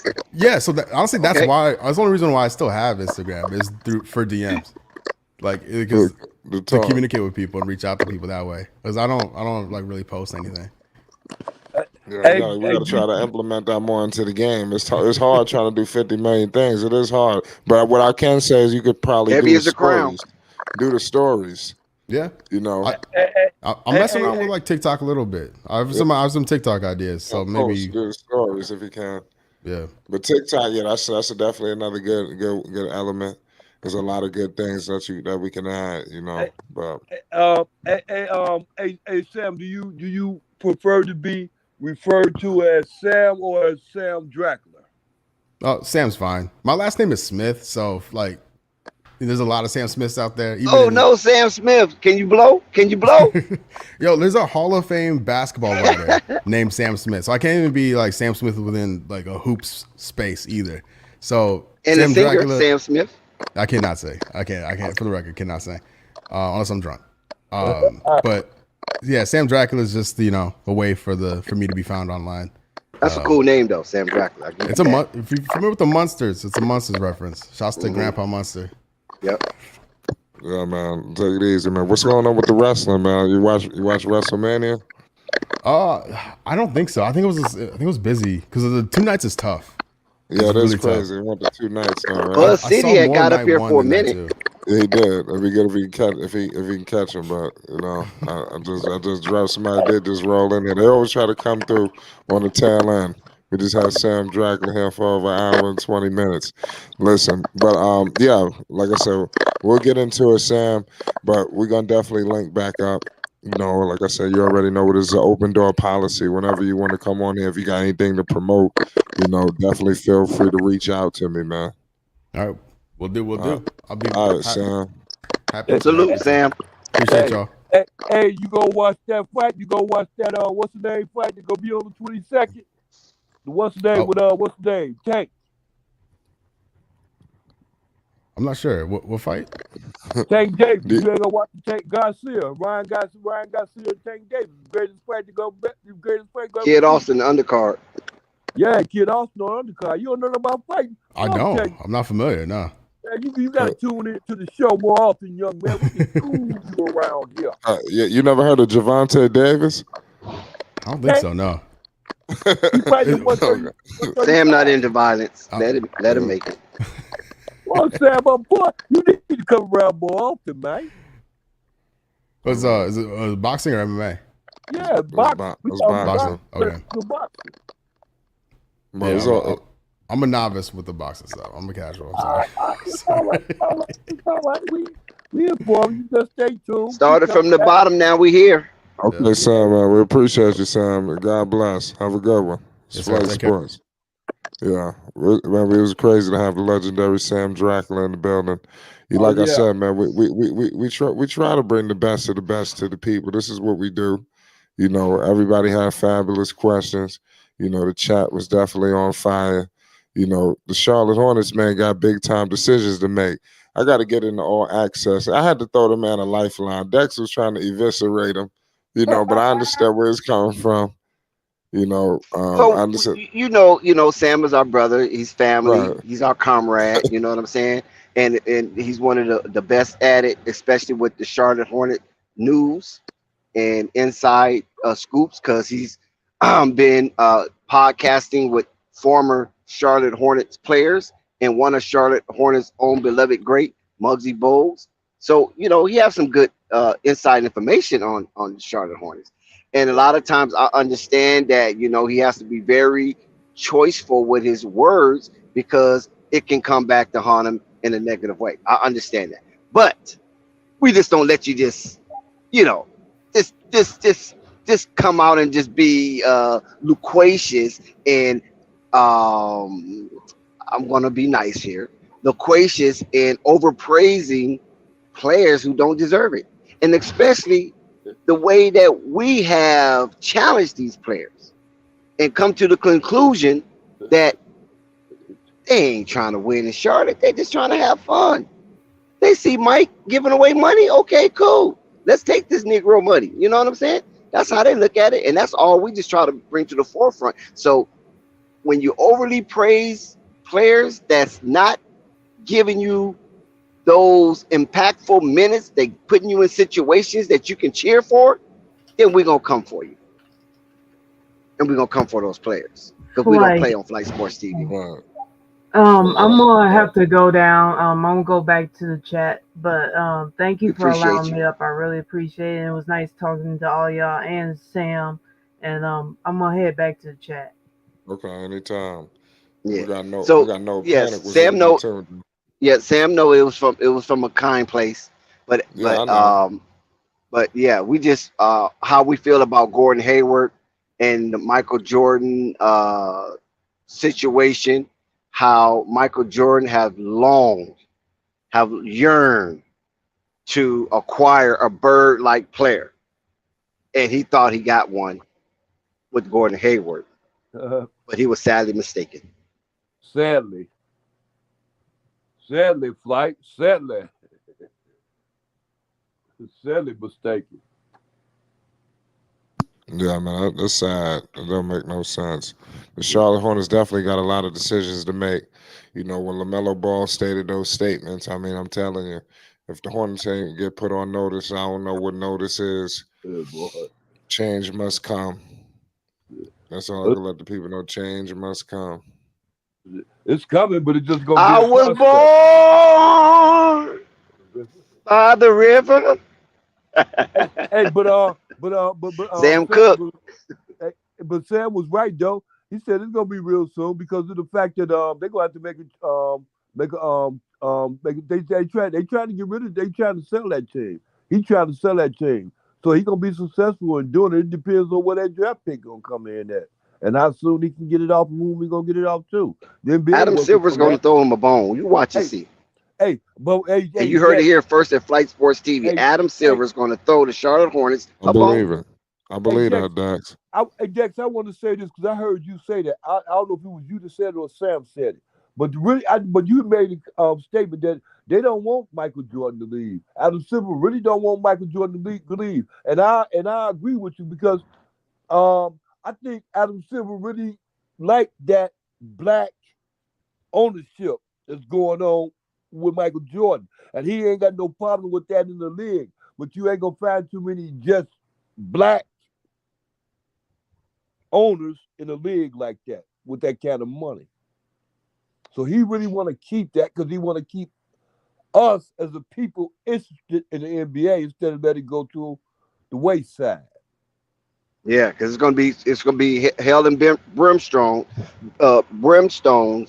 if Michael removes himself as the majority owner and there's no other black owner in place. And this is why I can concur with Sam. They wait on LeBron James to retire so he can get into that Vegas arena. And then you can have two owners. And then if Mike chooses he want to slide back, then they go, go ahead, Mike. You can go ahead and slide back and take the backseat role and be a minority owner of the team. It still reap the benefits. You know what I'm saying? And you still have a seat at the table. But we not just yet. You know what I mean? Right. So we'll see. I mean, Mike is his own man, so we'll see how it plays out. But at the same time, you can't just sit there and be 50-50 and eat all the pork off the hog. You know what I'm saying? And while other teams are spending money, like Detroit, they spending money, Houston spending money, Utah spending money, Minnesota spending money, Atlanta spending money. You know what I mean? All these teams are spending money trying to get better to appease their constituents and their fan base. But yet Charlotte, they not making moves. Right. They draft. It's like, why are you drafting this? You know, they got a log jam at the guard Facts. position. So I mean, it get real suspicious, and people start to wonder, hey man, this is not welfare. Right. You know what I'm saying? Fat and lazy. Fat and lazy. Fat and lazy. Yeah, you got What the hell is to make fat moves. lazy? You got to be a real businessman in this league, because it's a guarantee to make you a billionaire. And if you're already a billionaire, then you just be a multiple billionaire. Right. Because Mike came in, he wasn't no billionaire. No, he wasn't. No, he wasn't. He was getting in on the good graces of the NBA because he did the same thing when he came to the Wizards. He did that same thing. You know, he bought his way in. You understand me? As a co-owner and stuff like that. And then the NBA stressed it so that he'd be able to use that name, that Michael Jordan brand and everything else to succeed and go ahead. But they ain't gonna do that for no other ones. But they'll probably do it for LeBron. They went out. No, they won't. No, I think they'll do it for LeBron. I do, because LeBron been a marquee player. This is why I believe it. LeBron been a marquee player since his inception into the NBA. He did have no grooming through college. He had no grooming overseas. He had no grooming in the D League, because that's what it's called then, the D League, but we could say G League. He didn't have no grooming. He came straight from St. Mary Vincent into the NBA, and they never had one speck of dirt, one iota of controversy dealing with LeBron James. And he owns a school. Yeah, he's definitely in line to become an NBA owner. All he have to do is package the money and get the right team. You know what I'm saying? Investment team. And he's basically guaranteed. That's what I believe, especially with two expansion teams. Like Sam Drackler had announced they're going to bring in 2 expansion teams. LeBron is one of them. As soon as he retired, he's going to be one of them. I couldn't see LeBron James doing it because he's too social conscious, and I couldn't see the NBA making him letting him be a full owner like that because he's too. No, LeBron is social conscious, but LeBron has his limits. LeBron do not totally cross the line when it comes to social consciousness. So let's not make him the new Colin Kaepernick. Well, it ain't the fact of that. It was just the fact that remember in a couple of years ago when they won a championship, he had a vote, and when they voted to go in to do this, he takes that vote very real serious. What if there was a situation where they didn't want to go do it and the NBA came into his conscience and his authority. Well, the authority that the NBA gave to him. I could say it like this, okay? LeBron James was teetering on not continuing. We already heard from Patrick Beverley and Kyrie Irving basically stated during that social conscious movement, if LeBron says we play, we play. We heard that from them. Okay. Then the then sitting President Obama called and spoke directly to the Players Association and LeBron James and a couple of other players that was at that conference call. And he told them to play on. Give the American people something to look forward to. And they went on and capitulated and agreed with Obama, and they went on and played. And that had nothing to do with no Obama. And only Patrick Beverley been the one that said if LeBron play, we play. Kyrie ain't said no shit like that. Kyrie didn't even know won't play. Kyrie was gonna play. He was just saying that because what was that situation with Kyrie? We just watched Kyrie. We just watched Kyrie. No, listen, dude. We just Kyrie made a statement. Kyrie made a statement. He basically had to walk it back to that we can get our own league. Remember that, right? Yeah, I remember. He ain't walk that back. What you walking back and say? He walked it back by. What did he say after that? What did he say? Yeah, he did. He said something like, let me see. Okay, since you want to be specific. No, I'm not. He did walk it back. You saying? So he walked that statement back about getting his own league. I mean, we can get our own league. He ain't walked that statement back. I will have to look it up. Just give me a little time to look that up. to The see. reason why they play is because Braun understand the money side of it on the long end. It ain't had nothing to do with Obama saying like that's it. Like No, that's not true either. I mean, bruh, that's listen. that's your truths. I know that the does. truth. That's the truth. Dex, I'm about to explain to you why that's the truth. The NBA got a contract with these TV channels. When they can't broadcast the games, the amount of games that they play, that's less money they get when they renegotiate deals. LeBron understand that in the long run, if that affect the owners, then that's going to affect the pay for the players. That's why most of the players that won't play. Yeah, Patrick Beverly did say if Braun played, we playing. But Braun's decision was based off of financial reason. He got his own agency at the end of the day. So if players ain't getting as much money as they're supposed to get paid, then okay, hold on. This is what happened. I don't think Kyrie said exactly what Patrick Beverly said, Kyrie, but his inference was if LeBron play, we all playing. We waiting on LeBron or something like that. Kyrie, that was his statement. Like we waiting on LeBron. Waiting on LeBron. Like yes, these are grown men with money implications. Kyrie understands even about money, so he been saying with all these going on in the world, why are we even playing the game? Some players felt the same way. Jaylen Brown felt the same way. LeBron been being quiet. Giannis felt the same way, but when it all came down to it, it was waiting on what LeBron going to do, not what Chris Paul going to do. But LeBron and Chris Paul was Kyrie been the vice president. Yeah, LeBron but LeBron and Chris Paul was united on the conference call from President Obama. Go back and check that. So Chris Paul and LeBron don't know each other from a can of paint. It took an outside source to say it. And this LeBron now. Wait. Slow down. Hold on. Slow down. Say that again. No, you're talking too fast. Because when you talk too fast, you can get shit over. But talk slow so we can chop it up.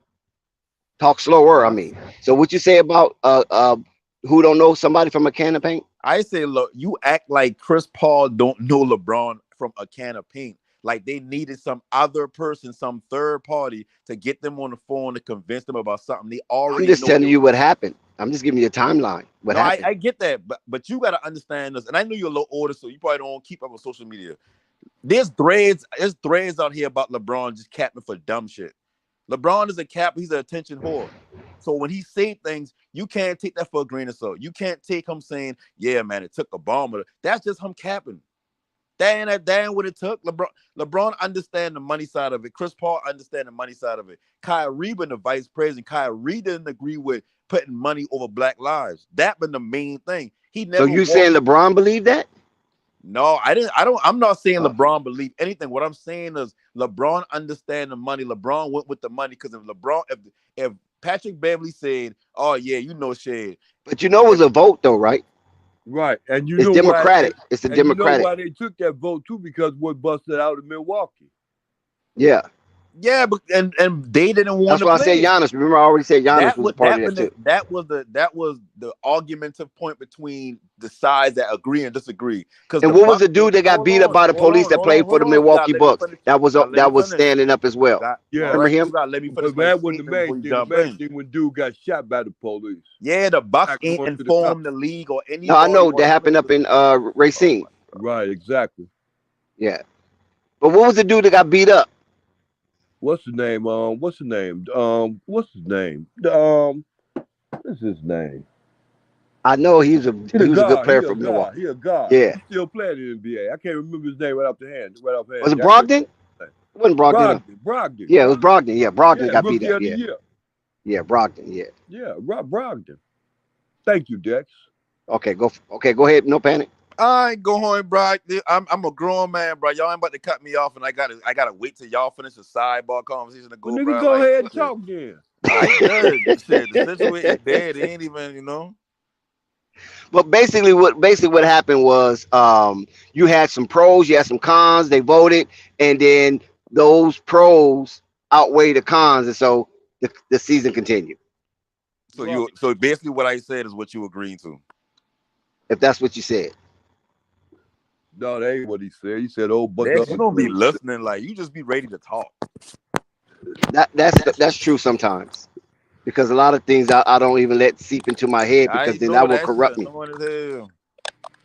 I'm smart enough to know to block stuff off before it enters my No, brain. that's called ignorance. You gotta listen sometimes, bro. Like real, like no cap. You gotta listen sometimes. You really mad that the Pelicans lost? No, Huh? ain't even about nothing else, bro. Like you, This dude is hot about them Pelicans. He's trying to whoop me with a stick. man. Dex, Hey, listen, Dex, you did know he I just don't. call You you know the ignorant? Pelicans in my team. Now you trying to deflect on something else. Like this, you Dex. Did he just call you ignorant? Hey man, I didn't play against the Pelicans. Don't be mad at me. Get mad at Josh I Giddey. know you about to drag that out because you know why I'm saying true. I'm just saying, get mad at Josh Giddey. Don't get mad at me. I know you was cheering for them Pelicans. The Pelicans are my team. You know they ain't my team. I know, but you cheer for them though. So why you bring up the Pelicans? What the Pelicans got to do with what we talking about? But you do cheer for them. But what does yes or no? Do you cheer for them? Yes or no? That's cool, but what I got to do? Okay, then that's why I brought them up. Yeah, because you're deflecting. Because you're a fan. Wait a minute, I never heard you use that word deflecting. You deflect. I never heard you use that word deflecting.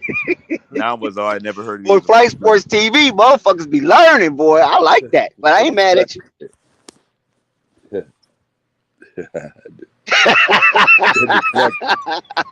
They learn so much, they start calling me ignorant. Ain't that something?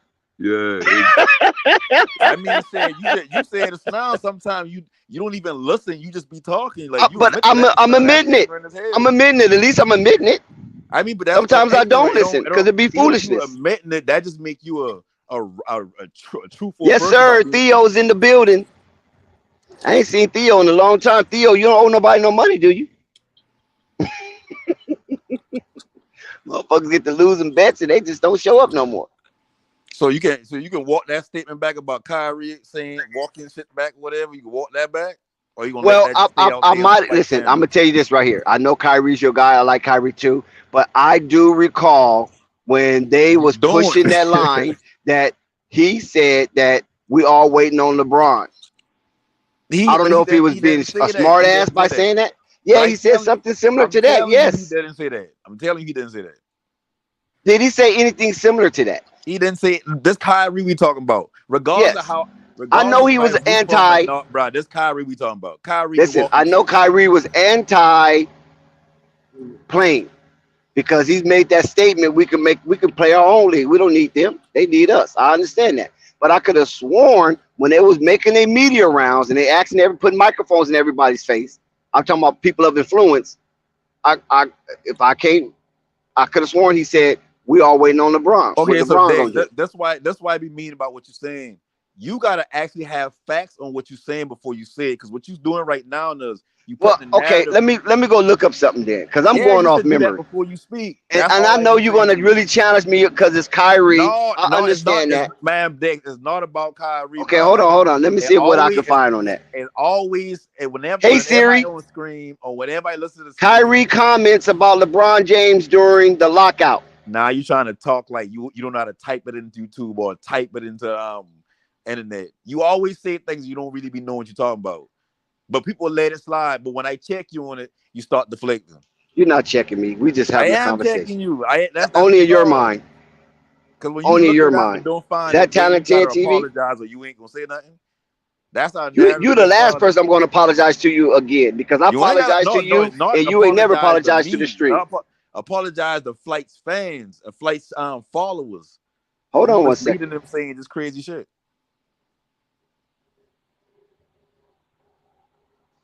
Somebody must have gave you some alcohol.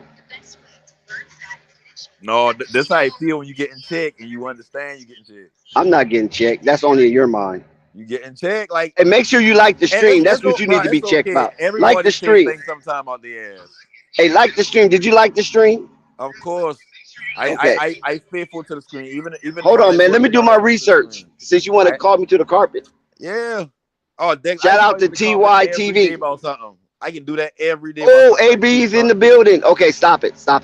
AB Hero is in the building officially. Nah, he want dick ride AB.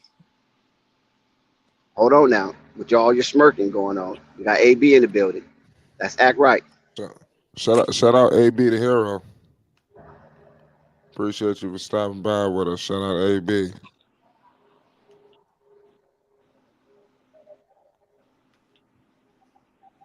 You find it yet? I'm looking. Well, keep going. Don't wait on me. No, I ain't got nothing to say. I mean, shit, y'all talking about the Hornets. I mean, y'all don't know what the Hornets story is.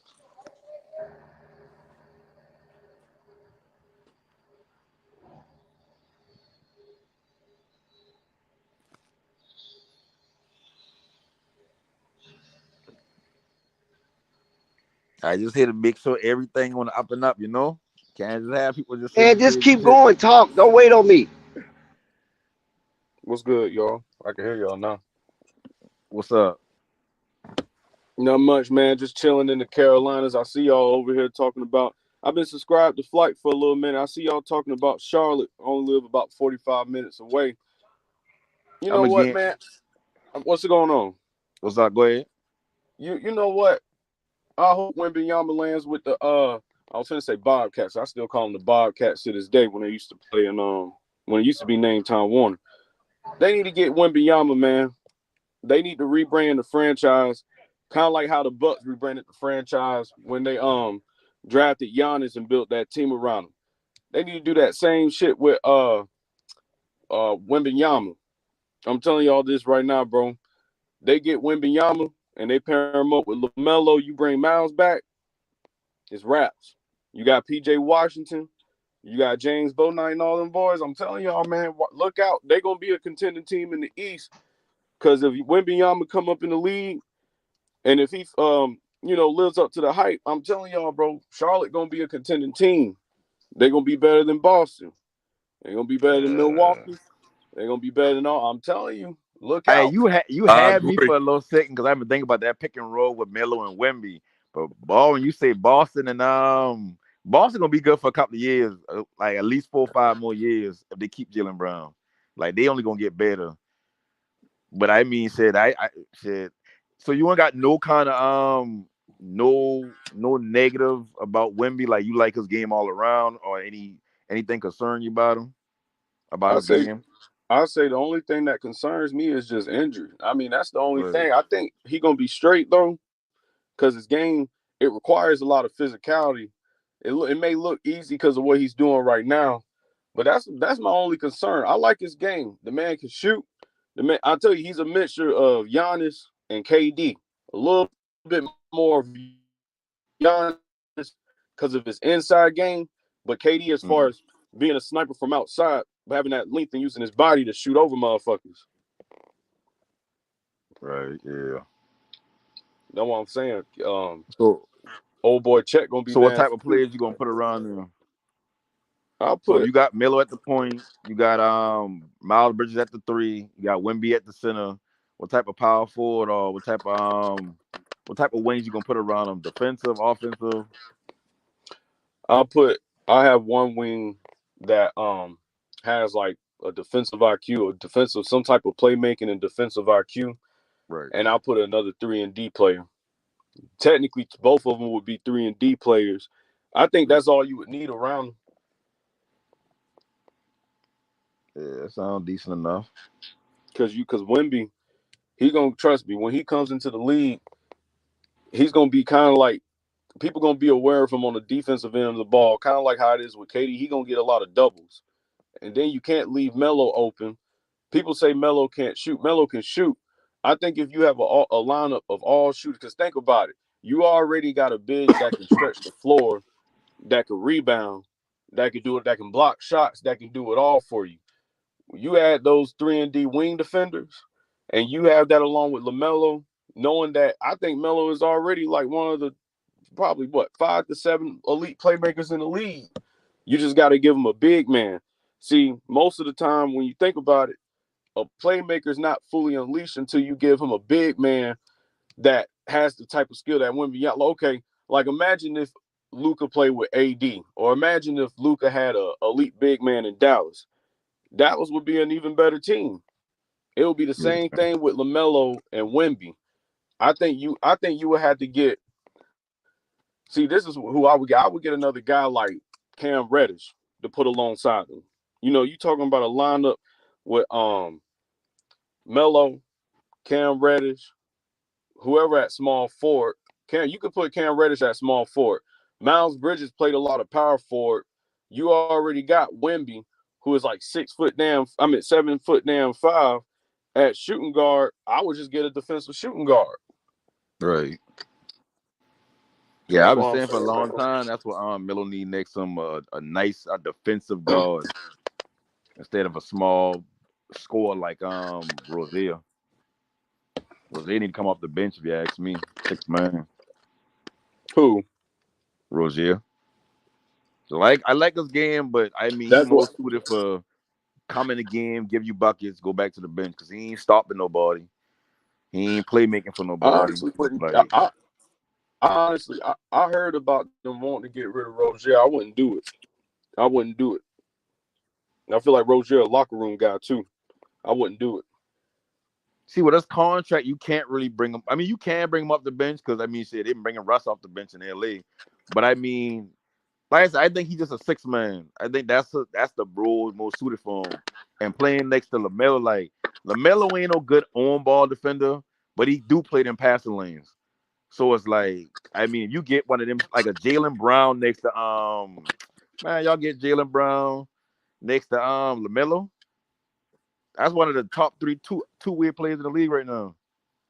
That would be perfect next to Lamelo. That would be a good deal because I think if Charlotte can get off of those big contracts and keep PJ Washington, Miles Bridges, Bouknight, and the rest of the crew, and maybe Rozier, you could try to renegotiate like his contract to where he takes a little less. Mm-hmm.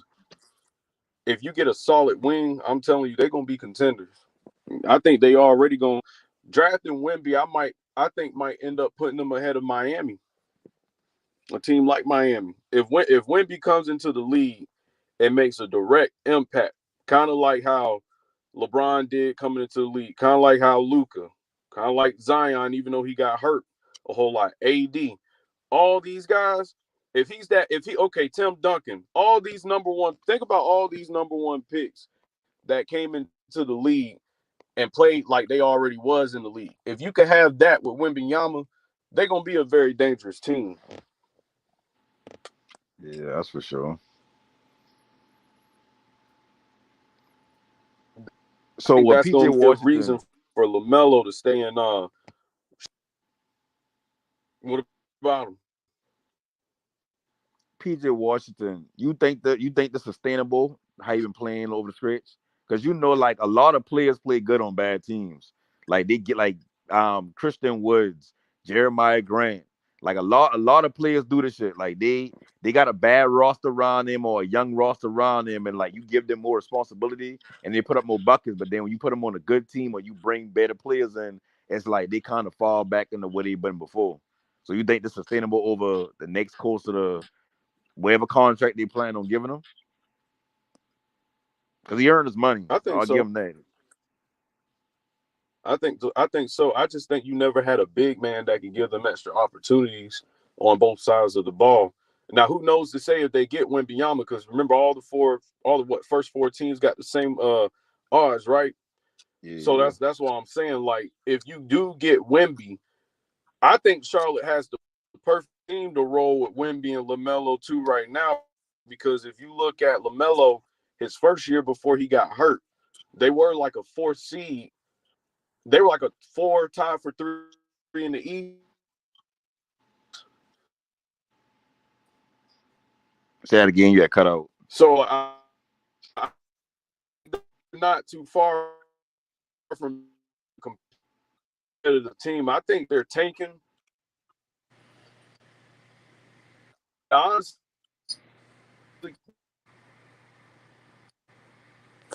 do Your line cutting out. You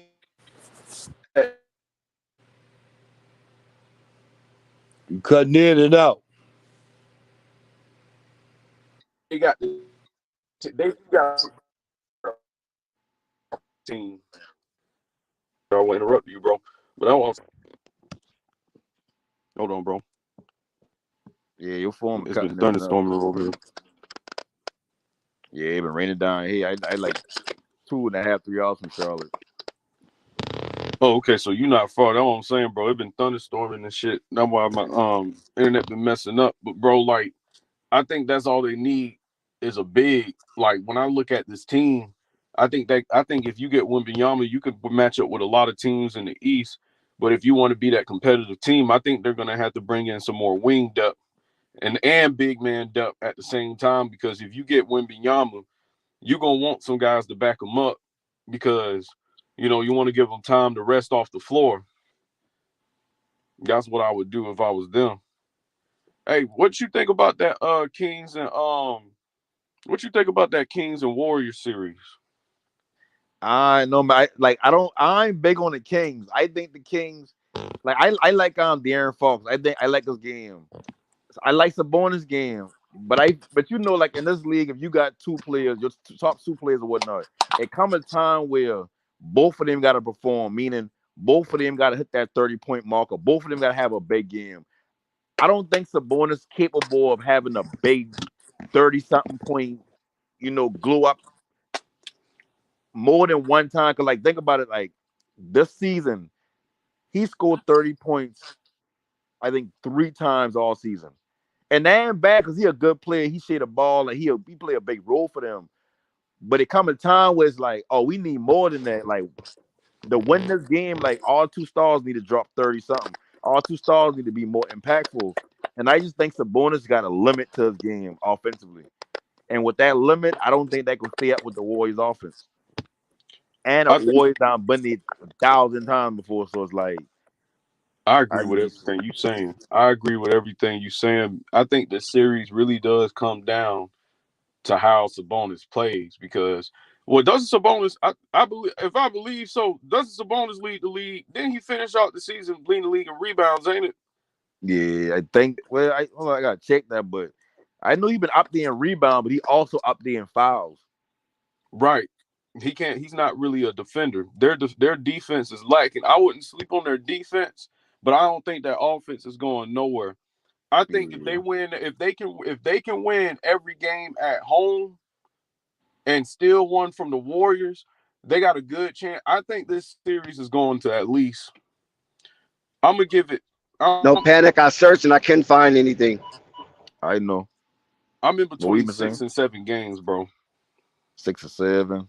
I think I'll say, depending on how Sabonis plays in this series, depending on how Malik Monk and then Harrison Barnes, then you got Brown, their coach, who was the coach on that team. Yeah. That's what I'm saying. I'm gonna give it 7. I'm gonna probably say Warriors and 7. I want to say Kings. I think it could go either way, but I'm leaning. It's like one day I'm leaning towards the Warriors, but then I think about their away record. They're working on the road. They don't have home court advantage. Then I start leaning more towards the Kings. But then the Kings don't have as much experience. So it's like I got to lean right back to the Warriors. So I'm trying to figure out, that's what I'm saying. But then Harrison Barnes is on that team. He helped the Warriors win a championship. Yeah. Man, there's a lot of scenarios that can play out. Then who knows, not wishing injuries on somebody, but for some reason the Warriors, when the team beating up on the Warriors, somebody always for some reason gets hurt. I kind of realized that too. Yeah. And now, Wiggins coming back. He should be back game 1, so that should bring a little pump up to their defense. It should. I think defensively it's going to be all right. I don't think he's going to be 100% defensively, but when I look at offensively, see, not everybody is Kevin Durant. Right. I'm a Suns fan. Not everybody is Kevin Durant. You can't just come in the lineup and it takes you probably less than 20 minutes, probably less than 15 minutes to get right back in schedule. You know what I'm saying? Yeah. Didn't he miss time throughout the season and then he came back and played like trash? That's what I'm saying. A guy like Wiggins, you gotta give him time to work back in the lineup. Like the Warriors will be lucky to get out of that series, even with him struggling. Right. I don't know, man. This is probably one. I think I'm looking forward. I'll say which playoff series I'm looking forward to. I'm looking forward to that Knicks and Cleveland playoff series. I'm really looking forward to. I'll say the number one series I say is 76ers and the Knicks and the Nets. I think the Nets can give Philly a run for their money. I know they've been playing 500 ball since that trade, and Philly. Like I said, when you look at Philly and you look at Cleveland, that's why I look at those two teams and say they got the edge over there compared to the teams they playing, as they got size. Like Embiid is a big force, and he start the game off going at it. I don't got no belief in Harden But at the same time, it's hard for me to see Embiid going home in the first round. It's like I can't even picture that. Not like the way he playing as MVP. Like I just can't see him go home in the first round. I mean, it depends because you might not never know, bro.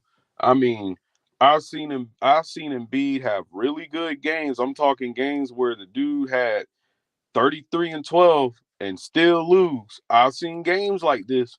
And when I look at what Mikal Bridges has been doing, if Mikal Bridges, I'll say this right now, bro. Mikal Bridges, if he started out in Brooklyn at the beginning of the season, I'm going to ask if you agree with me or not on this.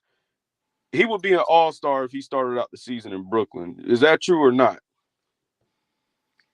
That's tricky because like I agree with you like for the most part, but then you gotta think about it. It comes down to the fan voting. Then you got a popularity contest when it comes to the media got to vote. So it's like I don't know if they would have just, but I like I said, I for the most part I want to agree, but it's just something like with Lamelo, like Lamelo could be an all-star every season based off of like popularity with the fans or whatnot. But at the same time, it's like it's going to be something holding them back. But I mean, Mikal has been averaging. I mean, Yeah, he's he's been been playing hooping. like a top He's two all been forward. hooping. Yeah, he's been playing like a top two forward in the top two small forward in the East since he showed up and put on the Brooklyn jersey. I'll say the two best ones, him and Tatum. And you've seen every time when they play, I wish Brooklyn was playing Boston in the first round with this team right now. I'm telling you this because Mikal Bridges would have gave Jason Tatum hell. You talking about all these other wing defenders that they have on that team for Jaylen Brown? And then you got to think about it. If Clax can show up, I'm telling you, let Clax show up this series against Philly. Let Hey, Clax. listen, Clack's been on the tear before that trade. I'm telling you, him and KD and Ben, they were all playing all defensive team basketball. And then you notice I'm a KD fan. So, I'm kind of like how LeBron fans with LeBron. They Right. follow him where he go. Okay, so before we went to Phoenix, I'll be honest with you, bro. You might not agree with me if I say this. This is going to be a hot one right here. I'm going to have it sizzling up in this motherfucker. That Brooklyn team with KD and the crew with Ben and all them would beat this Phoenix team in a 7-game series. Because you're talking about having elite playmakers. All you got to do is put Ben. You put anybody on CP3 that's a guard. CP3 is not going to be the most. CP3 can be a scoring threat, but at this age, he's not going to be the biggest scoring threat. Right. You put Ben on Book. You know damn well Book ain't doing a damn thing. KD just going to cancel each other out. You put Royce O'Neal on Josh Okogie. That would be another little good matchup. And then you put Clax. I'm gonna make this argument too. Clax was playing better than Ayton starting off the season. Yeah, I agree with that. Yeah. Because Clax was playing his way. Clax had top 10 most votes. Yeah, yeah, lead the league. I think even lead the league in blocks at one point. He's still up there. He's still up there. I think having KD there kind of helped him out because when you look at KD throughout his whole career, KD helps a lot of big men become better players. JaVale was in Golden State, but still helping to get better. Serge Ibaka, look at what he did with Claxton. You know what I'm saying? Yeah. I think he's doing the same thing a little bit with Ayton, but I'm gonna need Ayton in order for us to dominate the West in the playoffs. I'm gonna tell you this right now: Ayton's gonna have to play good. Ayton's gonna have to show up every single series. He gonna actually think about this because what if they keep cheating for the Lakers? Lakers get to the Western Conference Finals, and let's say Suns get to the Western Conference Finals. Look at what the Suns got to go through. Ayton already got an easier matchup against Zubac and Plumlee in the first round. Okay, so let's move on to the second round. Let's assume Denver wins their first round matchup. Okay, now you got to deal with an MVP candidate. Okay, let's go to that next round. Okay, now you got to deal with Anthony Davis. I'm going to need DeAndre Ayton to play like the number one pick he was 5 years ago. I'm telling you this. Yeah. Ayton can play his best. If Ayton can be, I'm not asking Ayton to be Dennis Rodman or anybody on defense or anybody like that. But bro got the easiest damn job in the fucking world, bro. And then I look at CP3. I know CP3 gonna show up because CP3 want that ring, but there ain't so much you could do at 38 years old. And then to top that off, bro. See, the thing with CP3, I'm just worried about him getting hurt. Book, I'm just worried about him choking. Right. What you think about this bench, bro? Talking about Phoenix bench. Yeah. I mean, I had liked their bench before the trade, but now it just seems like it lackluster, like it's just missing something. I think this bench is all right, but I don't think this bench got chemistry on the floor together yet. Cause they got Payne coming off the bench. They got we got Payne, Terrence Ross, Ish Rainwright, Torrey Craig. And Torrey Craig been playing like Torrey Craig been a double machine as of late. I don't know what it's been. And then Saban Lee, I think he should get more time. Darius Baisley, I think, was low-key a steal too. Then you got people forget TJ Warren. I know he might not be the same, but he came back with KD.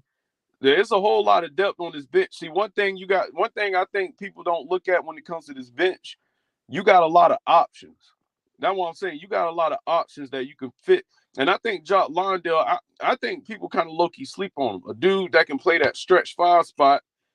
At times, I see Buddy be he's a better rebounder than damn Ayton at times. I'm not even gonna cap to you. He a better rebounder than Ayton. He played more aggressive than Ayton half of the time sometimes. I'm telling you, his skill set on the floor. But the reason why I'm not too much worried about the bench is because one of the guys on the four, the first four, the big four, gonna be rotating with the bench. I think KD gonna rotate a little bit more with the bench. See, but this is why I get on Monty Williams. You better not let Devin Booker be the first option in the damn playoffs. I'm telling you, there's no way in hell you let Devin Booker be the first damn option. You got Kevin Durant now. Use him like you just damn got. You traded all that shit to get Kevin Durant. You better use Kevin Durant. Kevin Durant needs to be the first option on this team. Because when I seen when I was watching all the games, I seen how Monty kind of let them keep giving Book the ball. But Book want to be damn Kobe motherfucker. I'm a Kentucky fan, so I already got love for Book, but Book want to be Kobe so damn much, knowing that he ain't nowhere near like he can't even drive to the paint as aggressive as how Kobe used to. So how in the hell is this motherfucker like Kobe? I want to see some Kobe shit in the playoffs since they want to call him the closest thing to Kobe. Man, get the hell on out of here, bro. So that they like to disrespect Kobe name when they make comparisons like that. Like that, the game ain't even the same. That's what I'm saying, bro. I don't like how. That's what I'm saying. When I seen KD, when I watched that Denver game a couple weeks ago, when we played against their bench players, when I seen how they just kept sharing. Now I like how we play team ball, and I think that can win us a lot of games in the playoffs. But Book cannot have the ball in his hands the most. I say maybe earlier in the game, throughout the game, but you gotta give KD that ball. You gotta let KD take over. You got to, because if you don't let KD gonna get his double. If he gets double, he gonna pass that hoe out. But I think the reason why I think Phoenix is got to run. I think Phoenix is playing with money, playing with house money, because you look at what happened in Dallas last year. You know what I'm saying? You look at what KD. See, I hate how motherfuckers want to bring up that damn Boston series, but you see how that happened. Man, these motherfuckers got a chip, bro. I'm telling you, bro. We got a chip on our shoulder. Motherfuckers better watch out. Wait, who your team, bro? Shit, I just like you. I damn follow Kyrie. Well, Kyrie go ahead, I go. So you a Kyrie fan? Yeah. Man, I wanted that team in Brooklyn to stay together, bro. That team was tight as hell. Yeah, man, they would have won a chip. I always tell that when they bring, like how you said, people like to bring up that Boston series, but you gotta remember now, like both of them been injured at certain points in the season. They make a trade with James Harden and bring in other players. They ain't get to play with them. Ben Simmons ain't play at all last season. So it's like now they finally get together in the first round and they get swept. I mean, that's what happens when you don't got chemistry together. But if you watch this, that's the season right here, before the trade, they ring off like 15 straight with KD and Kyrie and Claxton playing ball. Like, I mean, shit. Bro, that shit pissed me, bro. You know what really costed us? That damn requirement for Kyrie last year. That shit was Yeah. I don't want to say the actual words on here, but that shit really killed every. I'm telling motherfuckers that like that shit never happened because dude can only play half of the games. It's his damn choice. Let him choose what the hell he want to get, and then Right. some of these. And I remember last year, motherfuckers was like, okay, so why he ain't playing? This is all his fault, motherfucker. Did you take it? Did you And take it, motherfucker? If you ain't took the shit, don't say. If you ain't took the damn thing, don't say shit to me about this is all Kyrie's fault. Yeah, Kyrie could have damn did what he had to do, but at the same time, you can't question anybody for their beliefs, but I feel like Kyrie was gonna get his money. This is what I would have did if I was Kyrie. Now I wouldn't win that. I wouldn't win that owner championship after all that bullshit he put me through. But knowing that motherfucker said he wasn't gonna leave 7 like that. Okay, bro, he wasn't gonna leave 7 like that. Why not just stay? We all know Kyrie was not gonna stay, whether we won the championship or not, bro. Kyrie wasn't gonna stay there, bro. I would have flicked the middle finger after winning that championship, did the same shit Kawhi did, and dip off. Go somewhere else. See, they've been trying to play with Kyrie. Like, what they've been trying to do is all season. Oh yeah, we're gonna extend you. We're gonna extend you. We're gonna extend you. The man down prove on the court. The Nets been number 1 or 2 in the East at this point. He come home one last time before the All-Star break and say, "Listen, I do what y'all asked me to. I play the games. Now it's time for me to get extended." And they still been like, "Nah, well, I don't know about now. Let's talk about this after the season." So now after the season, what y'all gonna do is get a chip out of him and then just let him go into free agency. And the thing people don't talk about is whatever that thing that he retweeted on Twitter, whatnot. Nobody been saying nothing about it for a week that he been up. The owner, the Nets, been the one who come out and been like, "Oh, I don't condone what Kyrie tweeted." That make everybody go say, "Well, that's what he did." And then when they see it, it's like, "Oh shit!" The media already don't like KD and Kyrie. Like, I don't know what he got against. I can understand Kyrie's a little bit to a certain extent why they got something against him. But shit, KD only been making decisions for himself his whole career like any other player did. Bro, See what I mean? Like, you know what it is, bro. But see, this is why as a KD fan, this is why I'm gonna tell you why they hate KD. They hate KD because he went to a team and was the first option and won Finals MVPs, right? Who did he stop from getting all those extra rings? You know what I'm saying? Yeah. And LeBron got his own fanboys, and at the end of the damn day, they gonna sit there and use, man, come on, bro. LeBron fans did not like that. Shoot, as a KD fan, I ain't like that when he went to Golden State. It killed me. I had to burn my OKC jerseys, but at the same time, you know what I'm saying? You know exactly why he get the hate. Yeah. But that shit's crazy though, because it's like, shit. Don't get me wrong. I get what people were saying about him leaving a team that he almost beat that team with to go to that team that already had championships. But it's like he made a decision. Like LeBron ain't did the exact same thing, but it's kind of the same thing. Like It's not, Dwayne it's, Wade already had chips. Boss been right. a perennial all-star, and he decided to team up with them. You see what I mean? So at the end of the day, it's like he kind of did the same thing, but when he did it, it's like, oh yeah, well, he take competition out of basketball and this, that, and the third. When KD did it, it's like, oh, that's the weakest move ever. It's like, bro, the man make a decision like KD, one of them players. That's how if you kidding. And KD, one of then them players where he can slide into any offense that you tell him, like he gonna do his thing. He don't care about the extra shit. He just want hoop. And people don't like that. They want him to be like LeBron and be more outspoken about shit, be more right. do all this extra shit. But that just ain't who he is.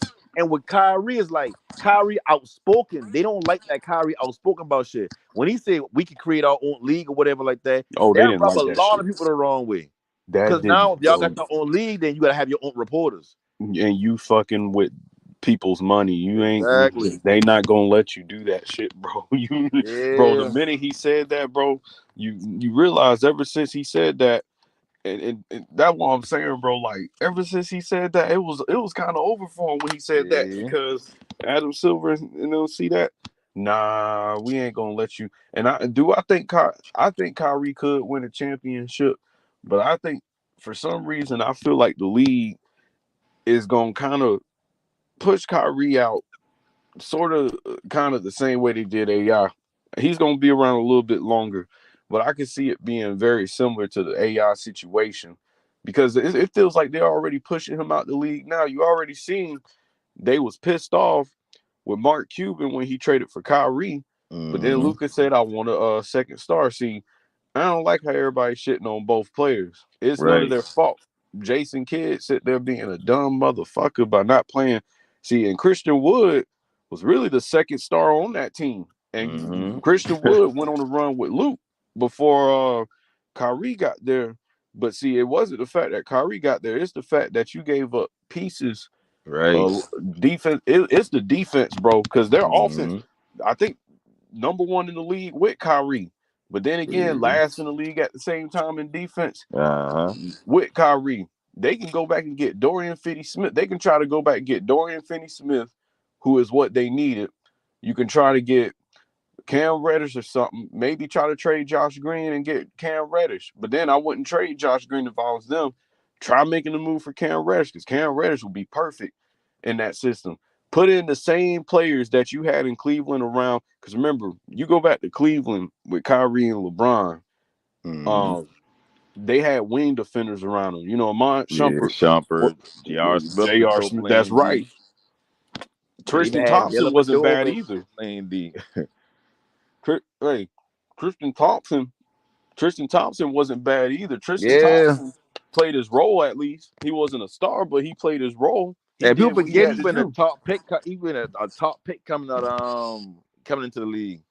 Like he ain't been no pushover for real. That's what I'm saying. Rebounded the job.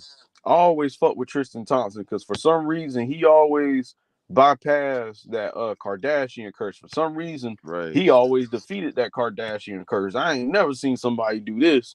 Defeat, bro. I give our boy back in the league and in the playoffs. That's what I'm saying. But I'm this is the thing, bro. That Brooklyn team, going back to that Brooklyn team, bro. You remember, beat the Bucks, beat the Warriors, and remember, bro. You might not remember this. You might realize this when I say it. Boston did not see that team with KD, Kyrie, Ben, and Clax all healthy at the same time.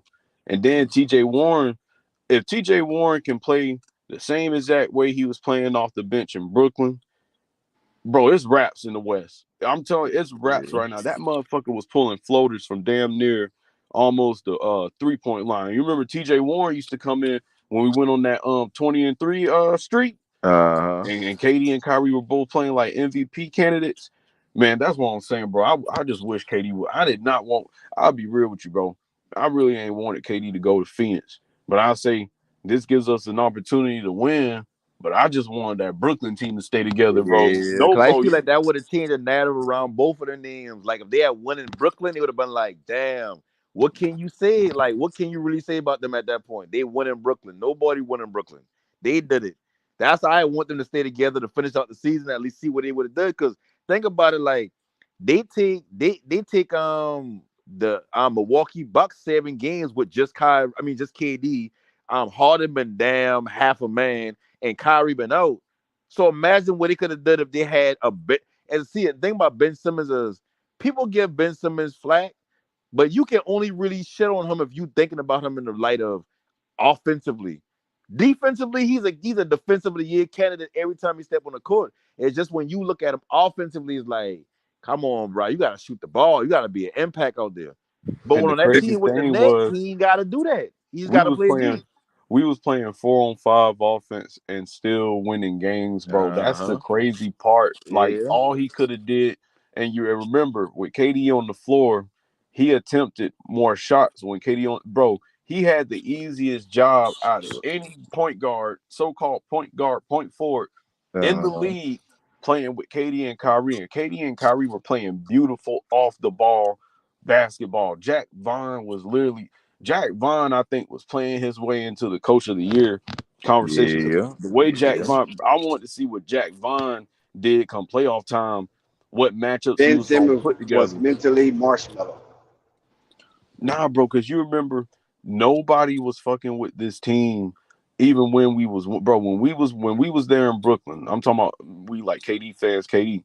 When we was there in Brooklyn with Kyrie, bro, when we won games, remember when we went on that streak? They'll talk about it. They'll have a little short little segment, and boom, they'll move on to something else. The Boston Yep. Celtics, the Milwaukee Bucks, the Golden State Warriors, the LA Lakers, they'll move on to all those other teams. Denver, Philly, although they talked about Denver and Philly more. All those teams. And KD and Kyrie were playing out their damn minds, bro. And people had nothing bad to say about that Brooklyn team. Only thing they said was Ben Simmons, Ben Simmons, Ben Simmons, Ben Simmons. I swear, bro, the playmaker that Ben Simmons was alongside, I seen some shit where Kyrie gave Ben the ball. Ben gave Kyrie the ball. Set a screen at the same time. I said, bro, this motherfucker IQ is off the charts. How you set a screen and pass the ball at the same fucking time? That's the passes that this dude, and then Utah Watanabe was playing like a 6-man of the year candidate. Yep. Wow, bro, that team was tight as fuck, bro. That was a chip. I was saying this in the beginning. I say Brooklyn gonna win the championship. I called them. I had them winning the championship. Bro, if you look at the script was actually for us. The script was right there. The shit was flipped because of you know who, and because of the situations that was surrounding the team. And I swear I hate that they did that shit. I hate that they did that shit. You know who? Who was that? You know exactly what I'm talking about. They don't want what's his name to win a championship. They don't want your guy to win a championship. They want to blackball your guy so bad. Yep. I think that's really what it was. Like they did not want. I think KD. They want KD to win. Yeah, they don't mind KD winning. They don't mind him winning. But Kyrie, nah, you can't, because that gonna make them look crazy. Because think about it, like think about the narrative around Kyrie entire career, even today. If you listen to what they talk about when they talk about the Mavericks, it sounds like they just mad that it's like Cuban going. It's smart for Cuban to re-sign Kyrie to a long-term contract because you don't give her assets. You know how many people out on here say, I wouldn't give him money. I wouldn't sign him to a long contract. Oh yeah, I wouldn't give him more than 3 years. Bro, this as a top 5 player. I ain't talking about as far as like accolades, and I ain't talking about if you ask the NBA players in the league right now, they top 5. Kyrie name is brought up continuously. You see what I mean? Everybody who understand basketball, even on a small scale, understand how good this man is. But every conversation around him is, oh, he shouldn't get his money. Oh, he shouldn't get paid. They ignore everything else this man did. Why is that, no panic? What happened? Why is that? Why they feel that way about Kyrie? But because Kyrie's an outside the box thinker. They don't want nobody to think outside the box. No NBA player ever came out and say we should start our own team. We don't really need them. Only. And then also too, at the same time, you got to think about it too.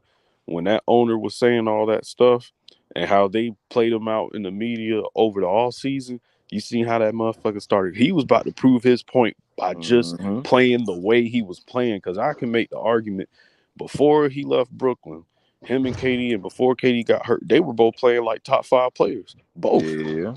You couldn't, bro. You could not stop that shit. And then the minute you notice, this is why I defended Ben so bad at the beginning of the season. When KD, the people say KD not a leader, but you could tell the stuff that KD was doing with Ben, the stuff that Kyrie was doing with Ben, you could tell it was rubbing off on Ben a little bit because Ben started to get confident. Yeah, you seen Ben was low-key making a comeback. And then the minute KD went down, Ben started bullshitting again. I'm telling you, KD is more of a leader than what people think. Yeah, they look at leadership and they try to put it in one specific box of how leadership look when it's different leadership styles. And I see the same everything you saying about how Ben been playing with KD. That's 100% right. I see the confidence in him. Like he ain't that feel like, oh yeah, if I do something wrong, they gonna throw me under the bus or they gonna sit this and third. He had understand next to KD and Kyrie. Man, listen, them boys, they the buckets on the team. I don't even got to stress about missed shots or not taking shots. I know they got me. All I need to worry about is playmaking and playing defense. That motherfucker was playing, bro. I'm telling you, he was like, I was comparing him to what the shit that Draymond was doing in Yep. them earlier Warriors years, and how KD and Kyrie looked like Clay and stuff, except that KD was Clay on steroids, because you know KD can play shit. He can shoot off the ball better than Clay at times. Yeah. He got the efficiency to prove it. And then to Yeah. top that off, Kyrie was doing the same things. Kyrie and stuff are very similar, but his 3-point percentage was up too. Yeah. Both of them was about to be the first pair of teammates to both average at least 27 points and shoot 50, 40, 40 and 9. 90. Word. Both was about to be the first pair of teammates. And then you see, that was the real mid-range mafia. I call it mid-range mafia and Phoenix. This is what I gotta say, bro. If we win the finals, they damn sure better not give that finals MVP to Devin Booker. If we had stayed in Brooklyn, I would have been fine with Kyrie getting the finals MVP if Kyrie had got it over KD. But Devin Booker over KD, man, hell nah. Because this is the thing here. I need motherfuckers to have that same energy they had for KD when he went to Golden State and KD before he went to Phoenix. What I mean by that, bro, is, okay, Steph won before him. All right. Well, KD won before all these guys in Phoenix. He got the 2 finals MVPs to prove it. And then all of a sudden, if this team lose, who gonna get all the blame? If this team lose in the playoffs, who gonna get all the blame? Kevin Durant. And this just proves that this is KD. Okay, I get it. Whose team do y'all think it is in Phoenix? I want y'all to be honest now. That's KD team. That's what I'm saying. All these Suns, traditional Suns fans saying it's Book team because they like Book so much, but it's KD's team. Because if we lose in this round against the Clippers with Russell Westbrook and Kawhi, if we lose in the playoffs at all this year, who's gonna be the first motherfucker they bring up? He can't win without Steph. Blah blah blah. That's what I'm saying, bro. KD, this is all KD team right here, and I think KD did that shit and named Suns as a team because the Suns had the perfect pieces. He had a roster that he could work with. You got to win with somebody. He had the roster to work with. And then at the same time, all that shit Charles Barkley was talking, and then all that bullshit Steve Nash did with him in Brooklyn. Man, I'm telling you, I hope we win this year so we can rub that shit in their damn face. And then the thing about it is, like, people try to act ignorant to the fact that the Warriors wouldn't have beat LeBron them without KD. So all that can get because think about it. I always see the same timeline. The Warriors going to the finals against the Cavs without KD that first championship. LeBron been the only one playing. Kevin Love been hurt. Kyrie been hurt. They win that championship. Okay, cool. They get that. You can't really take away from because they still come up to play. The next year they've been 73-9. They going up against Braun them, lose. If they did not bring KD with them the next 2 years, they were not winning another championship against LeBron, a healthy Kyrie, and a healthy Kevin Love. They wasn't going to win another championship. I say this too. If you take KD off that Golden State team and they play that 2018 Rockets team, them motherfuckers would have get jam rocked. Yeah.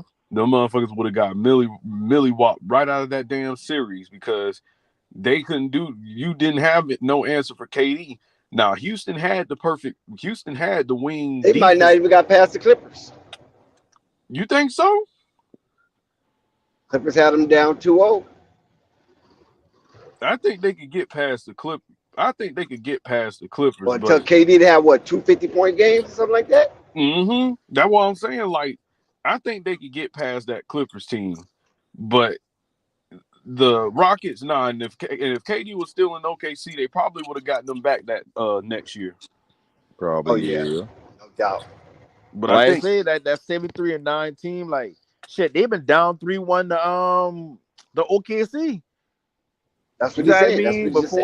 Before Kevin Durant going into next year, Kevin Durant had him down 3-1. Russ did his thing. Now I ain't taking out from Russ, but KD had him down 3-1. So it's like it's crazy to me when people try to shit on KD name like KD ain't the bus driver. KD might not have bought the bus. He might not have fixed the bus out when he been broken. But when he come down to fucking driving that motherfucker, he been the driver. He That's been what the he doing finals in seniors MVP right for a now. reason. I like what you saying, bro. Anywhere that KD goes, it's a super team. Anywhere he goes, it's a super team. He could go back to OKC. Oh, it's a super team. He got SGA. They got Giddey, all these boys. He go to New Orleans. Oh, it's a super team with him, Zion. They would have had to switch out Ingram and CJ. Okay, he go to Portland. Oh, you know, him and Dame time and KD. Man, come on, man. No matter where this dude goes, it would have been a super team. It's championship aspirations wherever he go. Wherever team he go to, they got a chance to win a chip this year. LeBron fans don't like hearing that, though, because they've heard the same thing about LeBron over the years. Oh, he goes here. It's championship or bust. They don't want nobody in this era from the last era and still this era to be as great as LeBron. No, that's the thing that I don't like, bro. Like, I feel like they robbed Kyrie of a championship a little bit, but I feel like Kyrie kind of let his pride get in the way a little bit. I think, man, I wish Kyrie would have rolled that shit out, bro, because I like championship in Phoenix, but that shit in Brooklyn, man, that shit would have been a lot better. Different. I'm telling you, that shit would have been different. You talking about KD and Kyrie holding that thing up, holding the ring up, and, you know, Claps, you know what I'm saying? He's doing his thing. And then Ben, that would have been a huge storyline. Ben makes a comeback. KD wins his third championship and one without Steph. And Kyrie wins one without LeBron. Bro, the NBA could have made a shit ton of money off of that championship alone. And then you talking about one in New York, bro.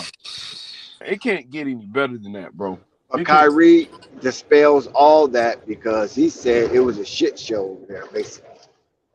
No, he ain't seen been a shit show as far as the team, like the players concerned. You got to go back to the COVID days. The team tell James Harden, Kevin Durant, and Kyrie, and the rest of the players, listen, I don't care what they say, ain't gonna be no mandate. If y'all don't want the shot, y'all ain't got to get it. Everybody cool at this point. Then all of a sudden, a couple of weeks later, oh yeah, there's a mandate. Kyrie already has said, like, listen, I'm not getting the shot. Like, I don't know what, like, but that wasn't the NBA thing, though.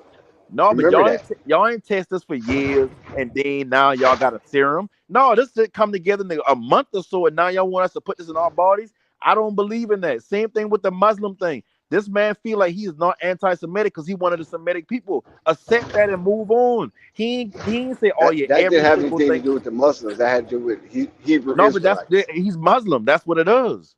They don't want black people to be Muslim. They feel offended by them calling themselves that. That's what that's about more so than anything. Because they ain't reprimand Amazon. They ain't reprimand Shaq who show them in his theaters, but they get mad at him for sharing a tweet that he done say he don't agree with everything written in the book. The book is written from one man's point of view of how he viewed Jewism and all that. That's not Kyrie's word. That's like if somebody say KD is the top 5 player ever. You can be like, well, I kind of agree with that. I don't think ever, but I think he top 5 nowadays. That's saying two different things, right? You can't say, oh yeah, y'all. He think KD the number 1 player ever. He think KD top 5 of all time. He the top 5 greatest player ever. No, today's game he the top 5. He the top 5. That's saying two different things. That don't mean you agree with everything somebody say as opposed to somebody's thoughts. Like, you can agree with certain things people say and not with everything else. He said that clearly. I don't understand what a mix-up was. And like I said, I ain't trying to sit here and defend him because at the end of the day, like, yeah, you got a job and your views can sometimes get in the way of your job. Like, if I go to a job and say, you know what, I don't believe in this, that, and the third, that means rub my coworkers the wrong way. I get it. But at the end of the day, don't get mad at the man because, like, he believes in something that y'all don't. You got some people that believe in God but not Jesus. You got some people believe in the entire thing from God all the way down. But we don't knock them. I just feel like they put us back against the wall. And yeah, sometimes like we let our pride get in the way. But at the end of the day, bro, like if LeBron could say, oh, y'all telling us to shut up and dribble, we should have a voice. Why he can't have a voice on what he want to have a voice on? He's still a person outside of that court. You know what I mean? Like the problem is the media nowadays, instead of being journalists and just looking at the game, they want to do personal shit. They want to talk about personal shit. Like they want to ask LeBron, what do you think about this? But then when it comes to shit like with Jerry Jones, they don't ask him about him. Because it's like it don't fit their narrative what they want to say. What they want Oh, to they talk asked about. Jerry Jones about that picture. No, what I saying with LeBron, they ain't ask LeBron like, "Hey, LeBron, what do you think about Jerry Jones in that picture?" They ain't ask him that because now that's Yeah. making the media, who's mostly white, that make them look bad. That you know what, like shit, we probably got parents that prevented that little girl to go to school or Yeah, whatnot. protests. Yeah. So that make them look bad as a heritage. So they don't ask about those things because they don't want LeBron to be pro-black. They want him to be a regular person. They want him to be even. They want him to damn say the right things at all times. Kyrie don't say the right thing. Kyrie said what he want to say. He understand he got a platform and he use them the way he want to use them. He's trying to educate the people that believe the things that he believes in. And I ain't Muslim, so I ain't trying to say he all the way in the right. What I'm saying is, if you believe in something and you know there's other people in this world and a marginalized group who feel the same way as you feel, why not use your platform to let them know, like, you know what, y'all seeing, we see y'all, like, y'all can feel it's okay to feel that way. Just like with the flat earth thing. I don't believe the earth flat, but at the end of the day, you got people that believe that shit. You can't tell them not to believe what they believe. Everybody got the right to believe in what the fuck they want to believe in. You feel what I mean? Like, that's my problem with the media. And that shit taking basketball to a place where people don't really want to watch it. Like I don't like listening to ESPN and all that shit like that no more. Cause it's like I can't just listen to them break down the game and give their opinions on it, and I can either agree or disagree. Now it's like, okay, I agree. Now he talking about Kyrie saying this and that. It's like you can't say nothing. Kyrie dropped 30 something points. Yeah, Kyrie had a pretty good game, bruh. That's not a fucking pretty good game. He's a 50, 40, 90 player. Respect him as such. Any other player play a small amount of games. They play a small amount of games. They might not say nothing about their stats. They might say, "Oh yeah, well he only played a small amount of games." Now that y'all trying to get under Kevin Durant good side because y'all know he might win a championship, he's the first 55, 40, 90 player ever. Which he deserves, because I feel like he can do that with 82 game stretch. Now, I ain't saying he can't, but it's like when y'all trying to get on somebody's good side or y'all want to talk good about somebody, that's what y'all do. And it's shit fucked up because it's like now y'all got Kyrie, who probably gonna go down if you keep it at a buck as a top 5 talent ever in the league, not top 5 player, because they ain't gonna give him that top 5 talent skill wise in the league. He ain't even gonna be remembered because of that, because they're gonna keep bringing up all the other shit to make him seem like he's some aloof type player, like he's just a dumbass person. Man, that's what I'm saying. Like when I look at how he went to Phoenix, they call this a super team, but then picking this Clippers team to beat them, what kind of sense does that make? If this is the Yeah, super team, why the fuck are you not? Excuse my language, but why you ain't picking them? If there's so much exactly. of a super team, why you ain't putting that money on KD and them? Oh, because you don't believe in them. See, that's the thing I don't get. See, they say Mhm. KD can't win without Steph. They're gonna say this and that the whole playoffs, and they might just keep on winning. Let them talk shit the whole playoffs. He keep on winning. Okay, now I picked the Bucks to come out of the final, come to the finals. I'm not big on the Bucks at all, but at the same time, what if he beat Giannis? And you know how his fans is. You know how them people when it Uh-huh. comes to Giannis is. It's just like LeBron in some way. Oh, he needed this guy, that guy to beat them. Well, if they so damn good, why come they couldn't beat Giannis without KD? With all that full squad that full deep team that they had before trading for KD. Come on, man. That's what I'm saying. Oh, he had to join another super team. Oh, this title won't be impressive in Phoenix. You're going to have some people that switch up. You're going to have some people that's going to try to use another excuse. Oh, I tell you, they're going to try to use that super team excuse after he wins. I'm Yeah. telling you that. And And you're then going to to have keep it a some that buck, switch up. that year, the Phoenix get to the finals. Remember, they going through some hurt teams. That's what I'm They saying, didn't bro. play the best team to get there. They could have very well been a second round exit. That's why I be arguing with some of these traditional Suns fans. They be sitting here and was like, Book got this team to the finals.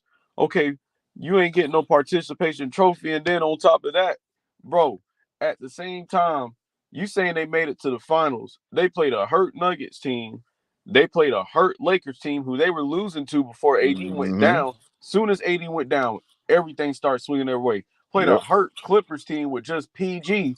Like, come on, man. Really? And mind you now, like they get some wins off against the Bucks because Giannis been hurt the first 2 games. Man, that man wasn't hurt. That man was gassed. Let me tell you what was really going on. That motherfucker was gassed from that Brooklyn series. He had his little scary fall. How you have a hyper? I'm not gonna sit here. I'm not gonna try to be a Giannis hater, but I'm gonna be honest. When I see shit, I see shit. Right. If you got a hyperextended knee, you would be out way longer than a week. Paul George hyperextended his knee. Look how long he been out. Giannis hyperextends, quote unquote, hyperextends his knee, but comes back less than a week. Less than a week now, and then plays to his full abilities. That man wasn't hurt. He was just gassed from that net. They low managed him that Hawks series, hence to why they won games without him and closed out the Hawks. Basically, Middleton closed that series out without Giannis, basically. Right. People don't give Middleton the credit that he deserves for that series and then that playoffs, because Middleton, he just took advantage of it because the Bucks, you think about it, the Bucks is playing hurt teams too. Both teams should not have been there. Yeah, because the Nets been hurt when they beat them. They had a half of Harden and no Kyrie. And that pisses me off, bro, that they used that no Middleton excuse last year against Boston. But then the year before want to say injuries are part of the game because they had won the championship. Right. So why you can't give us that same as that energy? But when Giannis lose, when KD lose, it's all on KD. When LeBron or Giannis lose, blame this guy. Blame that guy. Middleton ain't 100. What they gonna say if Middleton? What they gonna say if Bucks lose in the playoffs this year? Middleton ain't 100%. We got to go get somebody else in free agency this year that can take up some of the things that Middleton did. Oh, we got to make moves. Some of those same guys, bro. All these guys are having career highs on the Bucks, and this is how hypocritical Bucks fans and Giannis fans and the media are. They'll go and say, okay, what's your definition of a super team? A team with 3 all-stars? Oh, okay, so Drew Holiday's been an all-star. Giannis been an all-star. Chris Middleton's been an all-star. Brook Lopez has been an all-star. Yep. And you're telling me that this ain't a super team either somewhat? They just built the team differently. They drafted their guys, a couple of their guys, and then got 2 more guys who were somewhat stars, but still played their role as stars. You see, Brook Lopez is top 2 in the league and Defensive Player of the Year voting, and then Drew Holiday. That's what I'm saying. And Giannis really ain't did shit till Drew Holiday came there. Yeah. Giannis had to take more responsibilities guarding the perimeter. It made him tired on the defensive end. And I don't think Giannis is the defensive player that most people think he is. Yeah, he be getting exposed on that perimeter. That's what I'm saying. You get him on the perimeter, you get him on that mismatch. You seen what Van Vliet did to him. Yep. That's why I don't get. He'll have a little chase down block, and they act like it's the next coming of Jesus Christ. That's the thing that pisses me off about. This is the thing that pissed me off about guys who overrate the Bucks. They say this Bucks team is this and that. Called Phoenix frauds, but because the Bucks won a championship that year, knowing that they're frauds, didn't have the same energy for them when they lost in the second round last year. Only reason why I got the Bucks getting away with going back to the finals this year is because look at their path right now, bro. Their path is easy. They got to play some play-in team basically. Then they got to run into the Knicks or the Cavs. I think the Cavs will give them the best test. Yeah, to the size. I think both teams actually, to be real with you, because I mean, shoot, if Randall can be 100%, and if they take this series, if he can be 100%, they're gonna be straight. I think. Yeah, I don't believe in the Knicks at all. I just feel like I like smaller guards like Jalen Brunson. I don't think you can win with guards like that. Not unless you got like. I haven't said not unless. I just don't think you can win with small guards like that. And Julius Randle ain't a defensive player. He could get hot now, but he ain't a consistent player like that to take over games. So I don't see them doing nothing. But the Cavs, they got size on them. Like they one of the only teams that I can see matching up with the Bucks size for size. Because the Bucks beat you with their size. They got Brook Lopez, they got Giannis. Then off the bench they got Bobby Portis. Like they're a hard team to deal with in the post. So it's like I feel like it's the same thing with Philly. I feel like it's the same thing, but the thing that holds me back with Philly is Tobias James Harden and Harris Tobias James Harris. Harden. We both said the same thing. James Uh-huh. Harden and Tobias Harris. I don't have no problems with Maxey. I'm just need Maxey to just play at the same rate he's been playing. Right, stay aggressive. But James Harden, I just don't trust James Harden in a series like that because Drew Holiday gonna lick his chops, and then James Harden ain't the same James Harden that we're accustomed to seeing. He had, and then it's like James Harden's a great playmaker, but he's not authentic or pure playmaker. It's like he's forcing himself to kind of play like this a little bit too. Yeah. If James Harden can be, if I can see the same James Harden that we seen that last Bucks game when they showed up in the clutch, if James Harden can do that in the playoffs, all James Harden got to do is if James Harden can show up and be James Harden. If he can be like James Harden in 2018 somewhat, not numerically, but impact wise, before Season 3 went down, I think it's gonna be hard to beat Philly. Yeah, and like I said, to prove what you say is 100%. Doc Rivers had a video at one of their practices. He been talking to James Harden, and he been telling James Harden like, "I want you to be that same James Harden, but I don't want you thinking about being that James Harden. I want you to just go out there and play." So when you say it seemed like he kind of forcing himself to play like that, that's exactly how he's seeing for real. And Doc Rivers been trying to tell him like, I want you to find that balance so where you don't got to think, you just play. So you know when to be that James Harden and you know when not to be that James Harden. Because you got somebody with you now who can play the post, who can he's a big man who can play damn near fucking from 20 feet on down effectively, and Stoke can step out and shoot the three. I don't think Doc Rivers is the right coach for this team. If I'm gonna be straight up real with you, bro, I think they trash. That's what I'm saying. If they lose in the playoffs again this year, if they don't, I think it's finals or bust for them. Because you got a dude that's been in the MVP convo for the last 2 or 3 years. You got to make it to the finals at least by now. You got to. And if you don't, I would go and get Ime Udoka from Boston. Well, he's gonna be free this time. I would go get Ime Udoka. I'm telling you, Ime Udoka gonna utilize that whole team, and they're gonna make a whole lot of moves. I'm not sure if they're gonna trade James Harden or what his contract situation gonna be. I wouldn't trade James Harden. I just add more to this team. I think they need more consistent perimeter players. I think they need Joel Embiid the MVP this season. I'm gonna go ahead and give it to him. I give it to Joker. You could give it to either one or the other, but I mean, I go ahead and give it to Embiid. It's close. This is the closest MVP race I've seen in a minute. The reason I'll give him no Embiid, to be honest, because for like how you say the last 2-3 years he's been in the conversation, he should have at least won one of them. So this year right here is the one that was like, well, he may not be the clear-cut favorite, but he close enough, and we know in the past he get robbed at least one time. Just give him this one. Because it ain't like he don't got the numbers to back it up. It ain't like the team don't got the wins to back it up. Jokic got the number one seed in the West and whatnot, but it's like come on, bro. Like Embiid been doing this over and over. Like I remember watching Kobe, and it's like, come on now. Like Kobe should have had more than just that one MVP. You know what I mean? Like it's just certain times where it's like y'all rob him a couple of years, he get robbed. He could have won him 2 or 3 years. Give him this one. He close enough to where it's close enough to where you can say, okay, give him to him. Nobody gonna bat the eye. Nobody gonna be like, oh, they robbed Joker. Not this year. If you give him the MB, nobody gonna say Joker get robbed. And if Joker win it 3 years in a row and he ain't got no chips, no finals appearance, what I gonna say about the NBA and the state of the players in the NBA, the talent? Like that ain't gonna be no good look. I don't see no. That's a season award. I mean, that is a single season award. But that's why I'm saying you pretty much saying the regular season don't really mean nothing.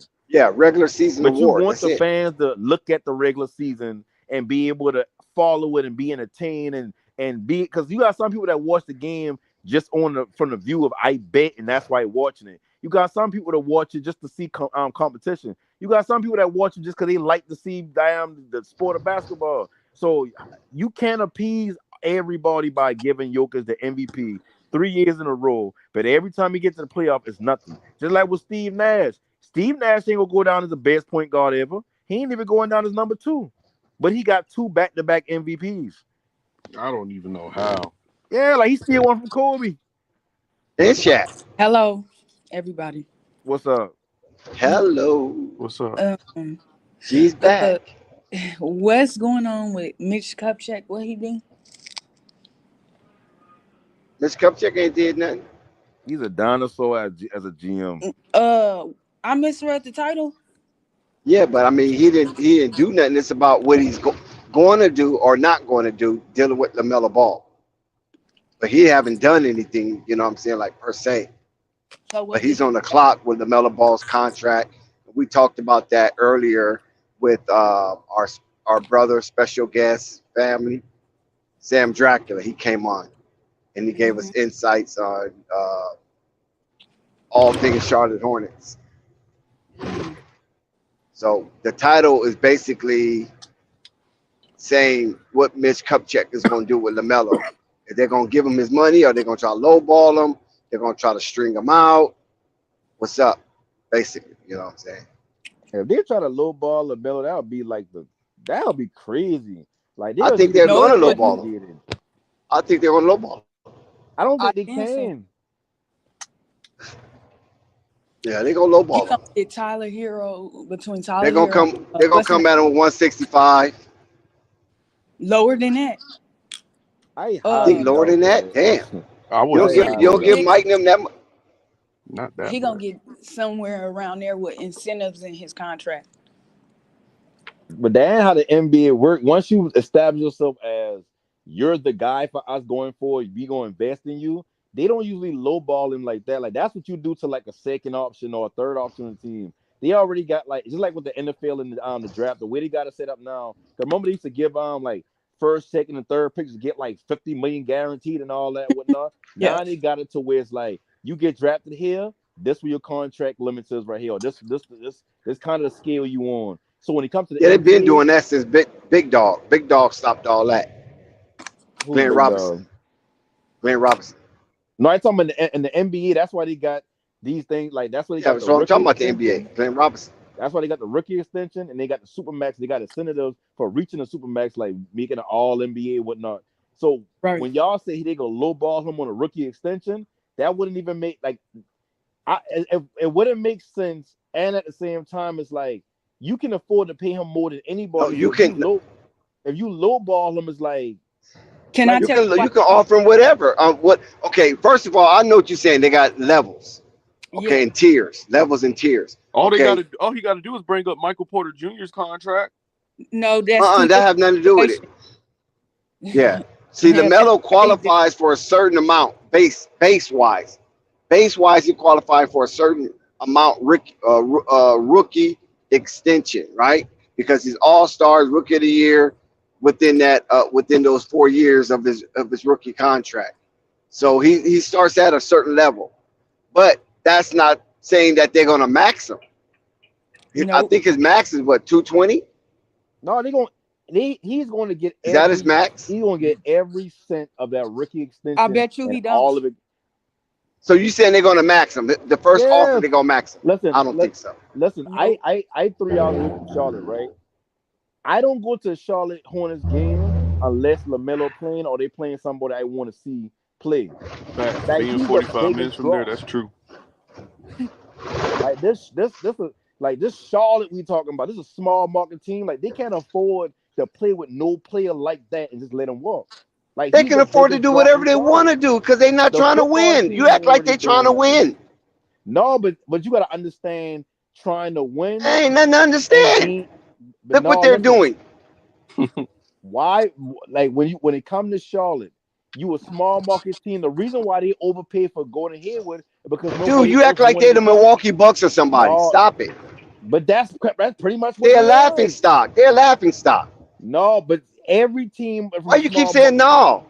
every team from a small market is a laughing stock to a certain extent. So Not when every you team is not a laughing stock. no, Milwaukee's not a no, laughing stock. Bucks And was a Milwaukee laughing has stock. They were no, for a few listen. years with Giannis, his first Yeah, few years. before they there started wasn't no winning, laughing stock. yes, His first who been in the couple of Bucks? No, years. they wasn't. There wasn't Yes, no they laughing was. stock. But No, there when wasn't. Giannis There was wasn't still no that laughing skinny stock. kid, there was a laughing stock. If you're not No, winning, they wasn't. if you a bottom feeder team, you're a Okay, laughing how stock. often did you hear the Milwaukee Bucks How being often laughed do you at? even hear about them? We didn't hear about them till Thank you. 2017, to be honest. Exactly. Okay, then. So they couldn't have been a laughing stock at that point. Who was the Nick, laughing stock? Nick, Detroit Pistons.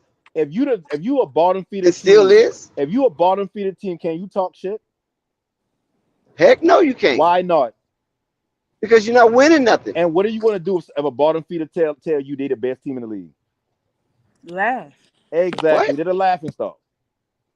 They never said there was a best team. They wasn't No, even talking like that. No, listen. If you're one of the worst teams in the league in a professional sport, you can't talk shit because you're going to be laughed at. If you're a good team in the league, you can talk shit because you're not going to be laughed at. So when we use the term laughing stock, it's not literally, oh, let's go pick on this team and laugh at them. It's you're a bottom feeding team. Like, you're one of the worst teams in the league. Like, don't take laughing stock so I just literal. don't listen. I know, but I'm just saying that Milwaukee have always been a mid-level team. They No, make they the haven't. playoffs. They don't go far, and that's it. Dex, But the Charlotte Hornets is not that type of team that make the playoffs. They only make the playoffs what, twice in their franchise? Go look up the Bucks Damn. history. And plus, Milwaukee have a championship for crying out loud. They just got a championship for crying out No, loud. they ain't just got no championship. They had a championship with Kareem. No, I get all One that. in I 50 get all years. But they still a champion though. It's a lot of franchises that have zero. But they just get a championship. They just get a championship. But the So Bucks Milwaukee been got around, two. The Bucks been around way. How many longer than Phoenix got? Charlotte, though. How many Phoenix got? The Hornets were born in the 90s. No. How many Phoenix Suns? How many championships the Phoenix Suns have? None. Zero.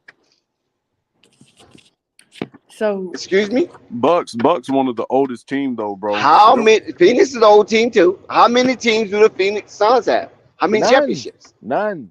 Okay. Okay, why? But I'm just saying, just because you old, that don't guarantee you having a championship. That's all I'm saying. No, so but- Milwaukee championship is old, but a lot of teams don't even have none, and they've been around since the early 70s. Listen, the Bucks at one point, whether it been 10 The years Bucks have ago- always been decent. No, bro. The Hornets been always decent. If you want to say They ain't never been decent. In 2 years, 2 years out their franchise. When they had Baron Davis, they've been decent. When they had Muggsy Bogues and Larry Johnson, they've been decent. Baron Davis, and that's when they first came into the league. When have they ever been a threat? Before they won a championship, Milwaukee have at least been a threat Milwaukee won a championship the other year. throughout their franchise history. Don't forget the Sidney Moncrief era. Don't forget the Jack Sigma. Don't forget the Kareem Abdul-Jabbar. Don't forget the what's the boy Ray Allen era. You being facetious again. It's like you. Listen. I don't think you know what facetious means. It's like you skipping over a lot of years that the Bucks were not winning. The same 71 championship and the 2 years ago championship. But they have been making the playoffs. They've been in the playoffs, not play-ins. Playoffs. No, they weren't. There was plenty of years they weren't making the playoffs. They had a Michael Redd year. They've been in the playoffs in every decade. What are you talking about? Every decade, the Milwaukee Bucks made the playoff appearance. So that's why he's saying every decade since they've been in the league. That's why I'm not saying that they running for championships, but they've been in playoffs and they've been a tough out in playoffs. I don't know that have ever been with the Charlotte Hornets. If you can't admit that the Bucks had years between that, everybody have years. Boston had years. So you proving the point. Before they got Larry Bird, Boston stunk. Charlotte's having their years now. But that don't mean that. But that don't mean. But that don't mean. Kimber, they've been. You don't understand what I'm saying. That don't mean that they are a laughing stock because they stunk 1 or 2 years. Listen. Detroit stunk what? How many years? About 10? The Bucks are. The Detroit Pistons were a laughing stock outside of the years that they won. Yes, they was a laughing stock. That's right. They were a laughing stock. So what's the difference between them and the Bucks? Because Detroit has more titles. Because Detroit is not a small market. They're not a small market. Detroit's a major market. Okay, so what about Sacramento? Sacramento ain't Hell, isn't Detroit the fourth largest market? It was the second at one point. It was the third. Detroit was the third largest market at one point. But they sunk. So what do you think about Sacramento? Were they ever a laughing stock? Because they had some good teams without Chris Webber. Well, Sacramento is different. Sacramento is different. That's a franchise that moved to the States. They from Kansas City. Okay, so when they was in Kansas City, they was playoff contenders. Were they ever a laughing stock? To me, because they Sacramento. To me, there was a laughing stock.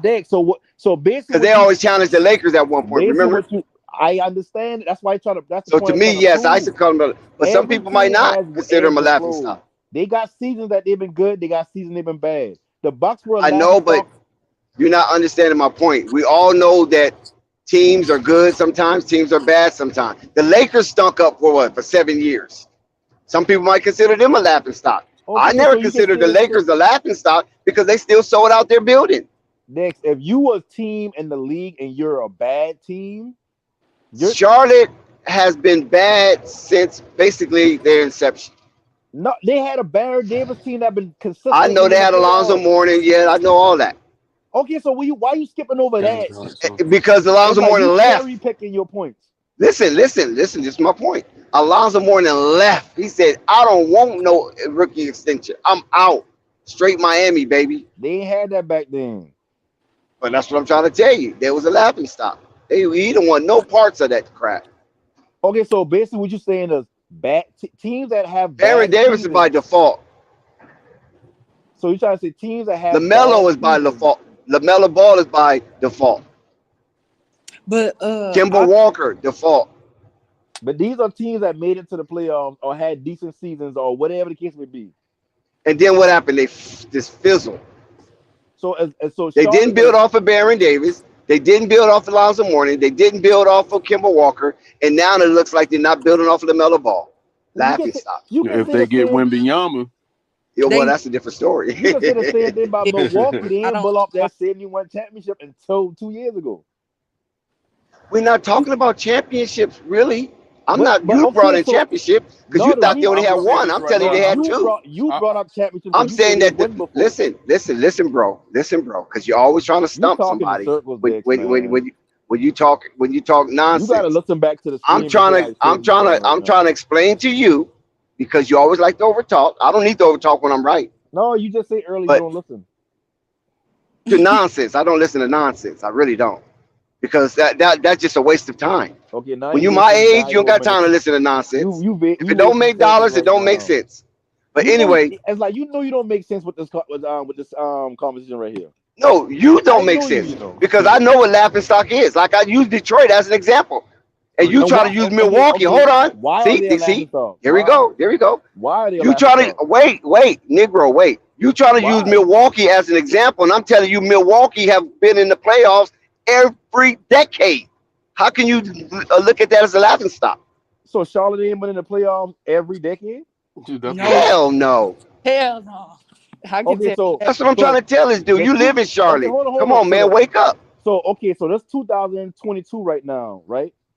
Or 23. That's 2020. I tripping. That's 2023 right now. Mm-hmm. So in the 2010s to 20, Charlotte ain't been in the playoffs? No. Ask yourself. No, they were. Okay, and go back. Okay, you said every decade. Hold on. So the 2000s, the 2010s, they went in the playoffs? They were. 2000? So they came in the 90s. They made the playoffs in the 90s. No, that's a different team. Bro, listen. Man. Don't do that. Charlotte and New Orleans is different. Bro, they made New Orleans is New Orleans. They just changed names. Bro, oh my God, bro. Every decade. So since 2020. No, don't mix New Orleans with Charlotte, please. New Orleans has started too, though. New Orleans started too, though. But I'm saying don't mix the two, though. That's all I'm saying. Don't mix the two. Every decade they've been in the playoffs. 2020, 2021, 2022, and 2023 this year, they may have not made the playoffs. When did they make the playoffs in 2020? I say they may not have made it. But Okay, then that's the decade. Okay, That's we in the but decade. That's only 3 years into the decade. Okay, Dex. but isn't it a decade though? Yes. So Okay, they ain't made it yet. But hold on, Dex. Just breathe. Listen. Well, no, you breathe. I know what I'm talking about. Milwaukee been in the playoffs every decade. Listen, every decade. Not portion.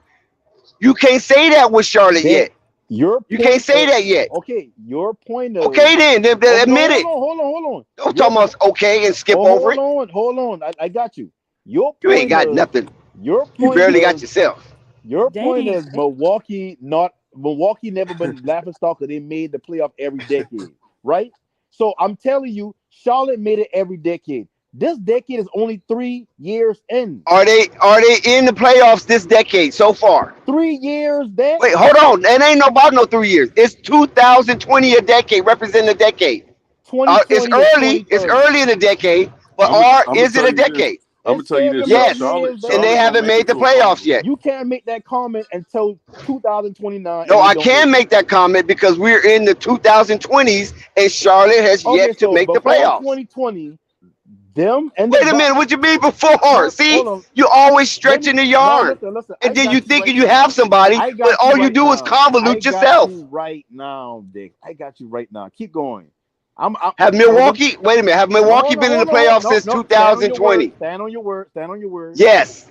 Stand on your word. Not only have they been in the playoffs since 2020, in the 2020, they got a championship. I'll be honest with you. Charlotte going to at least make it to the finals one time before 2030. I'm booking it right now. I'm not. You can laugh, but let them get Victor. I'm not laughing at your prediction. I'm laughing at you said 2030. That's like 7 years from now. Before, at least before. I don't know why y'all think that. Because Victor. I mean, anything possible. No, it's not possible for them. They got a better chance of moving down in the draft than going up. All I just know is Charlotte has not been in the playoffs since in the 2020s. That's all I can tell you. So I know what I'm talking about. They ain't made the playoffs for every decade since their inception. Man, come on, man. I stay 45 minutes from Charlotte, man. Come on, man. Don't do them Bobcats. I mean, them Hornets like exactly. I still call them the Bobcats. So come on. Oh, that's so funny. That old orange and blue. What you know about that old orange and blue, man? Yeah, go ahead and search. No panic. Keep searching. Look it up. Go check their history. Because that's what you're doing. You're too quiet. So I know you searching. The last time Charlotte made it to the playoffs was one of those Miami LeBron years, but you know what happened. All right, Kimba was the last guy. That's what I'm saying, but Charlotte going through a rebrand, man. You know the Hornets just switched back. You know what I'm saying, man. They trying to play that 50-50 ball where they could just be profitable and not spend much. Michael is being thrifty with the Charlotte Hornets. Let's just keep it 100. And listen, I know Michael is a gambling man, but I just think that Michael had an opportunity to bring a hell of a basketball. Man, that was an Charlotte. That was an investment. And he didn't. And he didn't take that golden opportunity. And now it's kind of like, Mike, just fall back, let somebody smarter than you take over. That's all the NBAs want to do. We don't want to kick you out, Michael, but just let somebody smarter than you take over. When he still got stake in the team, but don't want to, man, that's crazy, man. That's real crazy. Now watch this team about to rebrand itself. It's gonna be just like the Bucks. Then this team about to start winning. Yep. Yeah, you're right, bro. I like that. Yeah. Once they start winning, once Michael ain't the main man, so he don't get the credit. You see, Giannis look like that Bucks logo. You drive Wembanyama look like a big ass damn Hornet. Look like the damn Hornets logo. Don't forget that the Spurs is in the top 3 in Portland. It's not happening. I believe the NBA gonna throw him a bone. I really believe it. I think the NBA gonna throw Charlotte Hornet a bone. No, they not. You said because listen. This is why I say that, Purple Baby, because we know Michael Jordan is the attraction, right? He's the attraction down in Charlotte. Michael Jordan, the greatest basketball player of all time, arguably in some cases. And it's 2023. Ooh, bro, I forgot about that number. Numerology in effect. Yep. And conspiracy. No, not all that. Did you see that? You hear that, Purple Baby? 23? Yep. You know what I mean, man. Top three? You ain't get it from Todd TV. You ain't get it from me. You ain't get it from You know me. what? We might have to pin that one. You should have put that in the chat. Wait, this you flight? No, this is all access. No, okay. What's up, bro? All right, I'm Yes, going sir. to Salute. That's a good one. That numerology, I like that. Year 2023 for 23. Michael Jordan kind of fading to the sunset, and yeah, he did a lot for the NBA. You still have Mitch Kupchak as your GM. I'm telling you, it's not happening. Well, according to Sam Dracula, they might turn that off. They might turn that. Yeah. If you got new ownership coming in, majority of the time, the head coach is gone. Everybody is gone. Most of the time. I mean, the Panthers did it. Yeah, they clean house. The Panthers had kind of did it when David Tepper had brought the team from Jason Richardson over there in Charlotte. Both teams basically going through a rebrand right now as we speak. It's not gonna work. You just don't want Wemby going to Charlotte because you know Wemby. No, tell me something. The Spurs, like I said, are in the top 3, and I think last time I looked, I think it's Spurs, Houston, and Portland. The Spurs ain't had a superstar in years, really since Kawhi Leonard left, or you can say Tim Duncan. Charlotte is not getting him. They said the same thing about Zion with New York and all that. Pelicans weren't getting him. He ended up in New Orleans. I didn't hear that. I heard the Knicks wasn't. New York. Yeah, the New York Knicks. Zion was attached to New York Knicks. He was supposed to go to the Knicks. The Knicks, they didn't. For some reason, that's why I hate the way the NBA draft works. If it was like the NFL draft, we would know who's going where already. Yep. I agree with you. I think Zion still might end up in New York. I'm telling you. I think so too. Zion want the New Orleans Pelicans fan base to be so pissed at him that they'll just push him out the door. Man, and he'll walk down the yellow brick road to Madison Avenue. If I'm him, I would kind of change my mind a little bit because look at that damn team. I mean, why would you leave that team to go to a depleted team in New York where you know you're getting traded? New York's not depleted though, bro. I think you might have missed step on that one. New York's not depleted. They're not depleted, but you're gonna go to a team where they got to get pieces just for you to go there, losing pieces just to get him. Now you can lose pieces. What does they got to lose? Long as they keep Brunson and Randall. That's it. Everything else is up for grabs. You can't keep Zion and keep Randall now. Yeah, you can. No, you can't. You can. Randall can play the small. Or Zion can play the small. One of them can interchange. Zion can play the small, but you don't want Zion to play the small. You know you want Zion. And he will abuse any small forward. Now, defensively, he might have a little challenge. No. Zion's a great defender. Zion's a great defender. Say that again. Zion plays the 4. He doesn't play the. I know he plays the 4 because Brandon plays the small. Right. But Zion can play the small. No, he cannot. You don't think so? If he loses a little bit, he loses a little bit of that monkey fat. He can. He can. No, he can't. He played it in high school. In college too. Right? This is the NBA. He cannot. He can play the small forward. Yes, he can. No, he can't. It's the reason why they keep him at power forward and center. It's because they got Brandon Ingram. Brandon Ingram ain't playing no power forward. Not true. That's not true. You know, coming out, he listed it as a power forward, right? Yeah, that's his natural position. That's his little natural position. But Zion, I keep him hovering around that paint because, you know what I'm saying? I don't think he should leave New Orleans because you talking about Trey Murphy. You got Brandon Ingram. Now I would move CJ. You know, he listen. Zion want the bright lights. Okay, I know. You know, he's a Michael Jordan protege.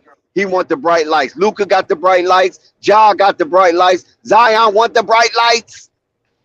Ja with Nike though. Well, you know, Jordan is Nike. Yeah, Jordan's Nike. Yeah, they all family. Right. I think Ja gonna win a championship in Memphis before Zion wins in Pelicans because who knows? That's why he won out.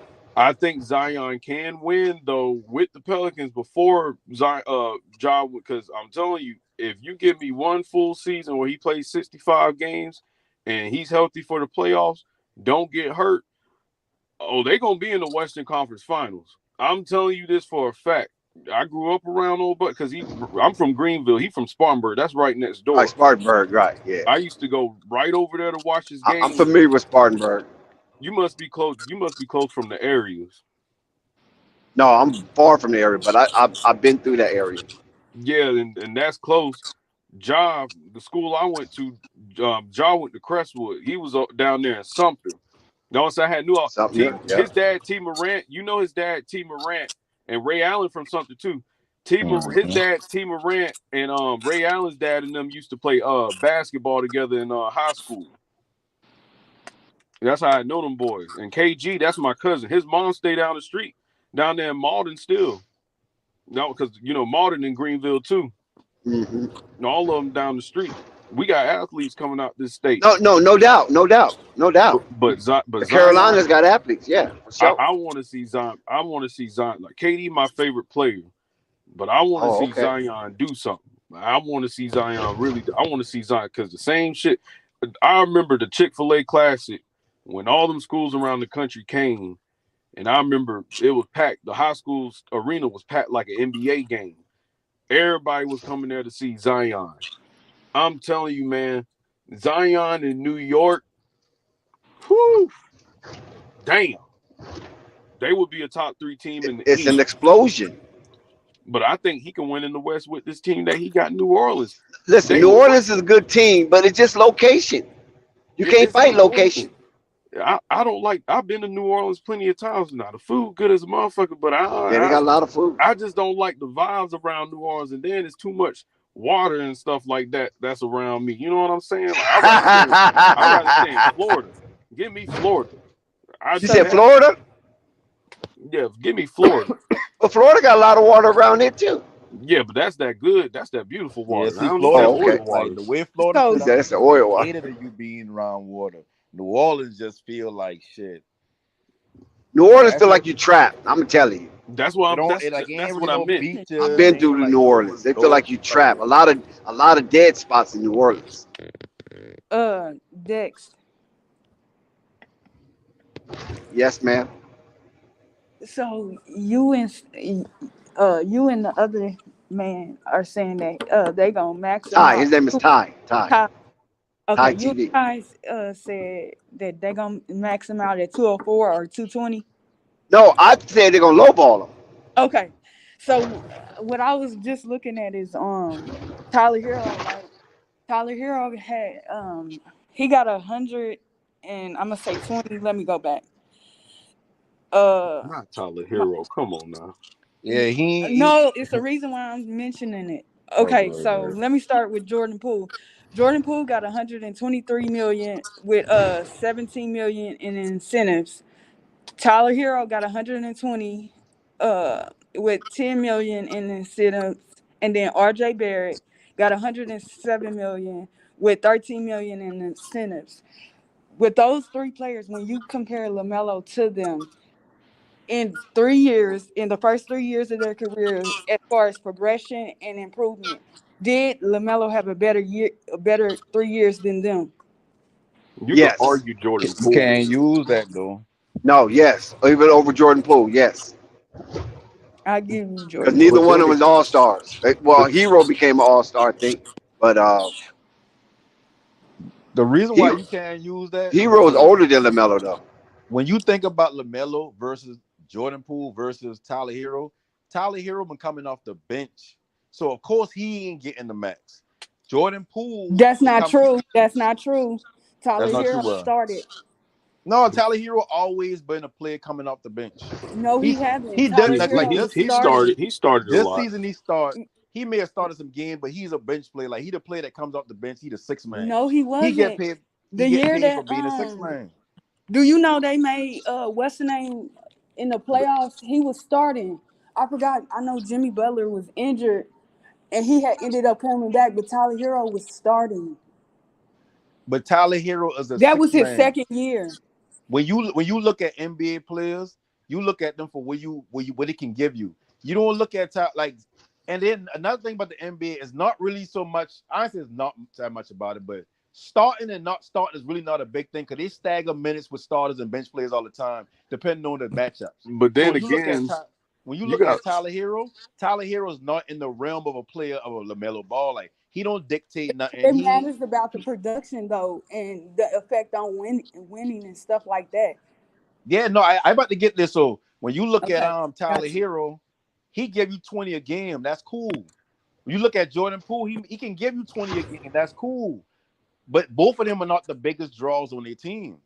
You see what I mean? So when you look at LaMelo, you don't look at LaMelo and say, okay, well, let's look at your production, and that's how we're going to pay you. First of all, his production deserves the rookie extension, the max for it. Then on top of that, being the biggest draw in Charlotte, and I ain't talking about just bad, I'm talking about in sports, Charlotte sports. Market value. Yeah, so that alone is going to get him up there. You can't lowball him. When you look at Kimba, the reason you can lowball him, that don't mean you're gonna be successful. But you can try. No, that's why I'm saying, but they're not going to do that. Like that, it makes zero sense. But when it comes to Kimba, whoa. You said it makes 0 sense, right? I agree with you. It makes 0 sense. No, listen, hold on right there. Could you? But no, you don't have to. Not just yet. Because you said something important. It makes 0 sense. Yes, we agree with you. Most of us agree with you, if not all. But that's the Charlotte Hornets. How often have they went to a zero? Listen.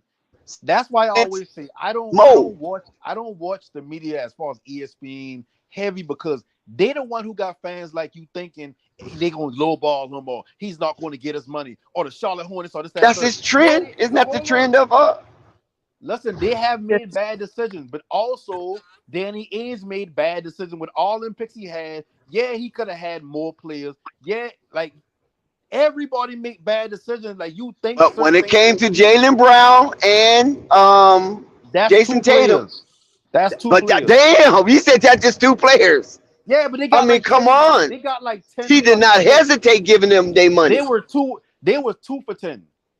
As soon as they was eligible, he gave it to him. Yes or no? Shit, he went to a conference finals his first year, so I would give it to him. I'm just saying though, when you know your guy, that's your guy.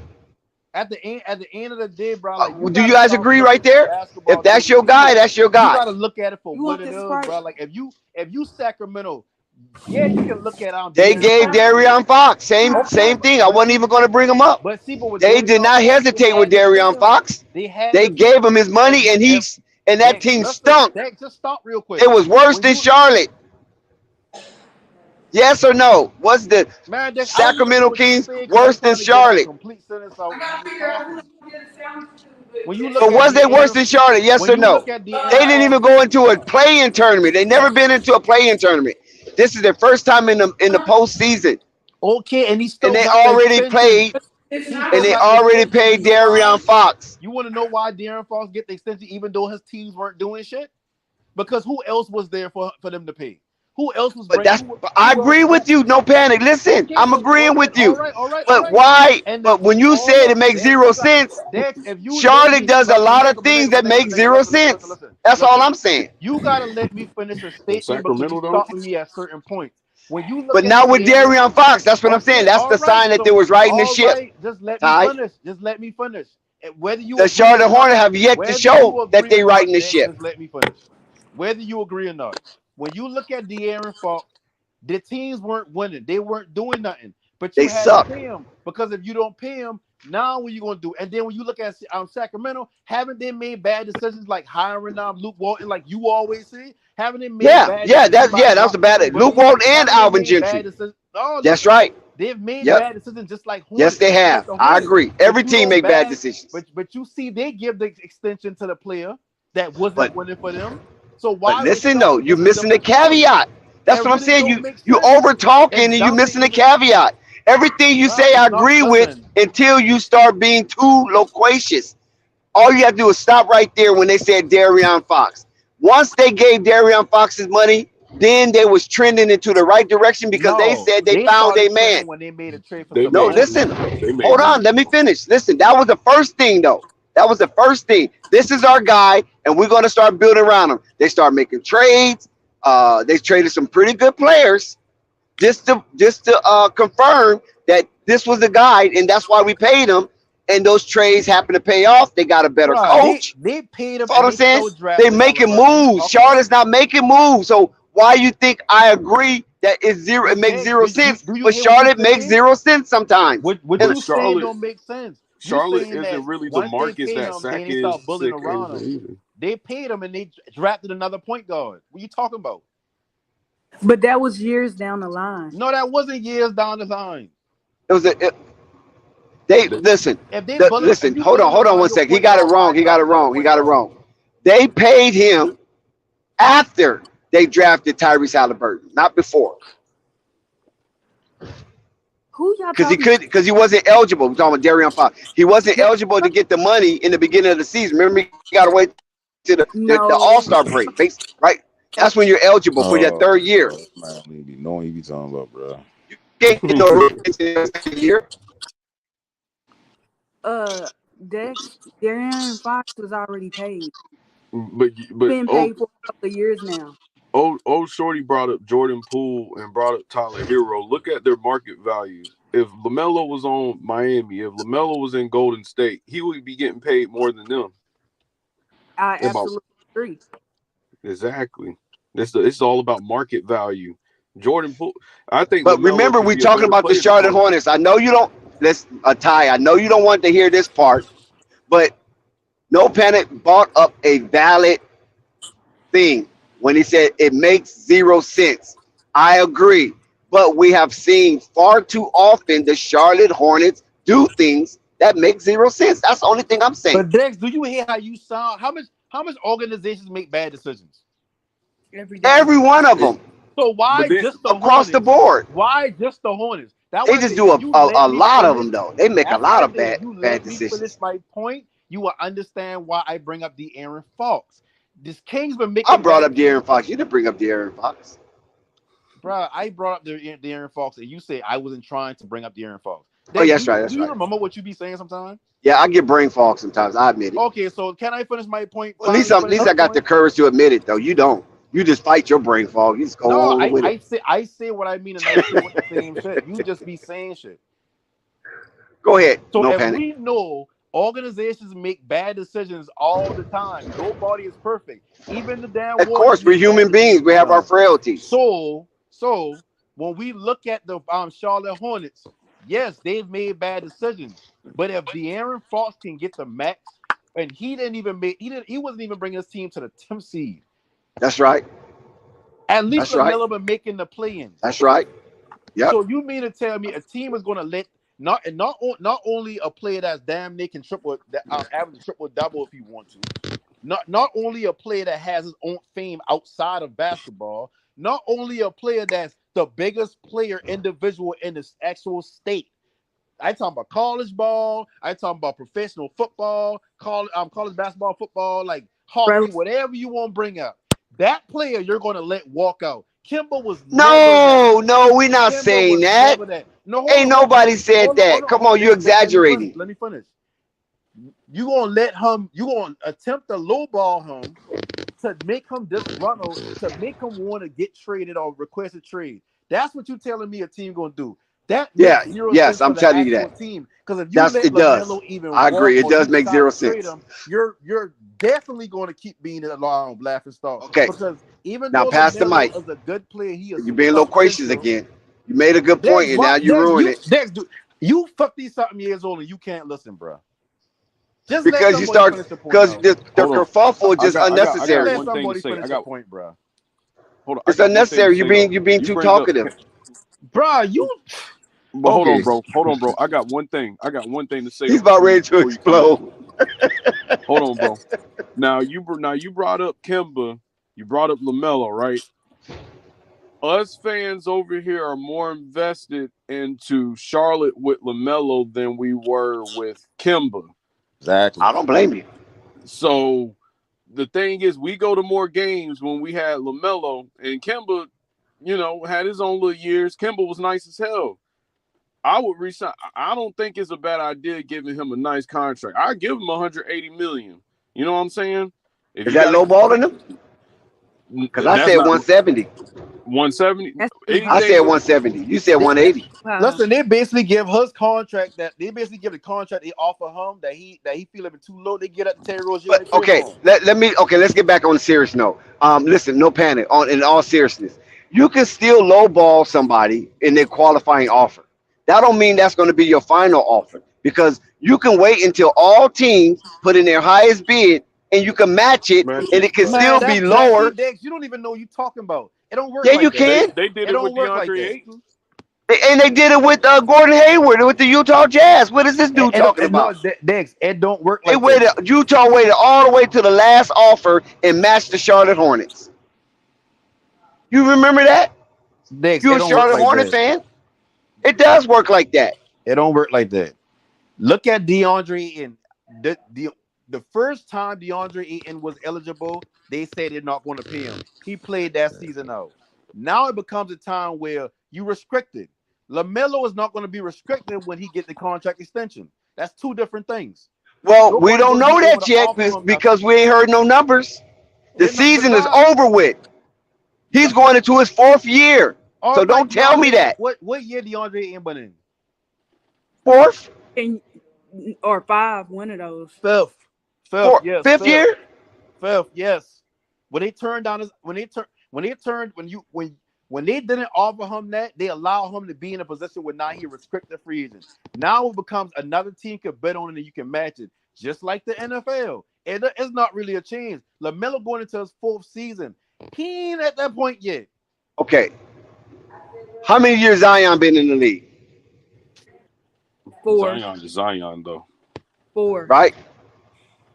He been in 4, right? Or this is fourth year. This is a completion of his fourth year, right? Yeah, I think so. Okay, when did he get his contract? This year. Okay. How many years Lamelo been in the league now? 3. And this would be his what? This is the third year. No, he completed it. This would be his what? This year is his coming up next season will be his fourth. Zion was already in his fourth. Now, this is what I'm finna tell you. Well, hold on. This is what I'm finna tell you. Now, when did Jason Tatum and De'Aaron Fox get theirs? And John Morant. The dead horse. They get. No, I'm not.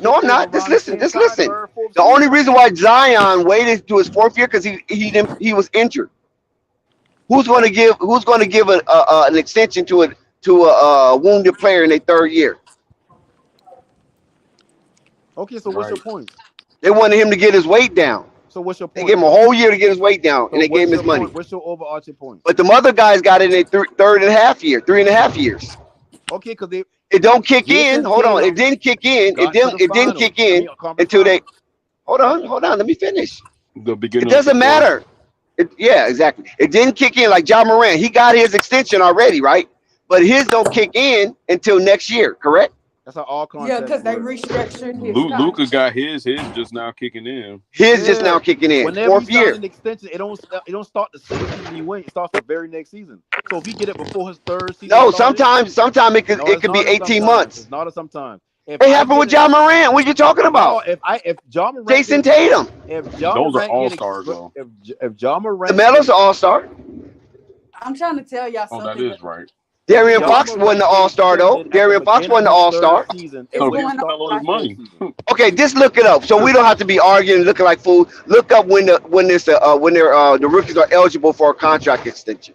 After 3 years. I'm telling you. After 3 years, that's what I'm saying. I know, because that's what happened with Jason Tatum, Davion Mitchell, what's the other boy? Darian Fox. Remember, all 3 of them got it in their third freaking year.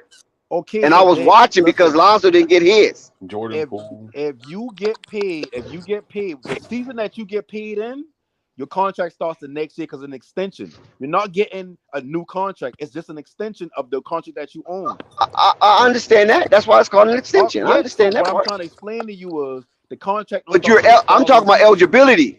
You don't get paid that year. Yeah, of course. But you're eligible to sign it. You know what I'm saying? All right. Okay. Zion, and that's why John Morant was on the verge of losing $39 million. because of his conduct. Because that contract hadn't kicked in. That rookie extension hadn't kicked in. He was still playing under his rookie contract when he was doing all this Contract year. already been signed. Like shit, you can't do nothing about that. Yeah, but I'm quite sure they got clauses in there. You know what I'm saying? I mean, he could get suspended, and they can not. But it almost cost him. I don't know if they cost. If I know he lost some money, but he could have almost lost $39 million. That's a lot of money. Shit, I mean, he signed with Nike, so. Right. But I just I don't. Looking at his production and all of that, that's the only thing I'm concerned about. And as far as like Anthony Edwards, I see them maxing him all the way out, but I don't think LaMelo is. Yeah, they're not gonna hesitate with Anthony Edwards. I guarantee you, they're not gonna hesitate with him. Oh, I wouldn't. They're gonna give him his money, and it's gonna be done with. But watch how LaMelo have to struggle a little bit. I'm not saying he's not gonna get it, but I just don't think they're gonna give it to him right off the rip. I would be surprised. Miles Bridges last year, they were saying Miles Bridges was the best player on the team. I felt different. Yes. They didn't even want to max Miles Bridges out. Thank you. What happened. That's because of what happened, though. Before. This is before. Miles turned it down. Remember, he turned down that qualifying offer. You're like, man, are you crazy? They would have gave it to him if it wasn't for this stuff that's going on right now, though. Probably so. Probably so. But still, why would you lowball the guy? If this your guy, it's your guy, right? I'm about to tell you why. I'm about to tell you exactly why they've been going lowball him. When Miles Bridges first come in the league, Miles Bridges wasn't that. He turned out when LaMelo come in the league. So when you look at that, it's hard for me to give a player that I draft in like the middle to late first round or whatnot and give him a max contract when I only had one season of him playing good. And then on top of that, remember, as good as he is, he kind of stagnated the offense because he ain't been playing within the flow. Once he actually get control, he been not posting up. He been triple threatening up. He been getting the ball. So he don't deserve it? You saying? No, This is not a conversation about if he deserves it or not. I just telling you why a team would hesitate to give him a max contract after only 1 year production. Most players play good. Well, 2 years, really, right? Wasn't it 2? I would agree with you, but you're missing this. It wasn't hit. First of all, they had Nicholas Batum in front of him. And PJ, let's not talk about PJ. PJ had. Oh, they sure did. Yeah, PJ got 1,000,002 chances to get better or show his production value. But Bridges, in the 2 years when LaMelo first got there, was better than him. And they still had him coming off the bench as a sixth man. But you turn around in that third year, I think, or the fourth, whatever year it was, and offer him $80 million or whatever it was. No, it was less than that. Or $60 million. It might have been 60. It was 60. But like, why would you do that? And you know, Rich Paul is his agent. And let's not forget, I forgot when Mikal Bridges got his deal, but Mikal Bridges got a deal worth $90 million, and he don't do half of the things Bridges was doing in that 1 year offensively. Even though I was hold on, when you say that 1 year, but don't say 1 year. See, that's where I disagree. It's 2 years. It's not just one. The year that LaMelo first come, he was not a player worthy of a max. He was around an $80-90 million player. But you play on potential. I understand. You play young players on potential, and you pay older players on results. That's why I'm paying LaMelo.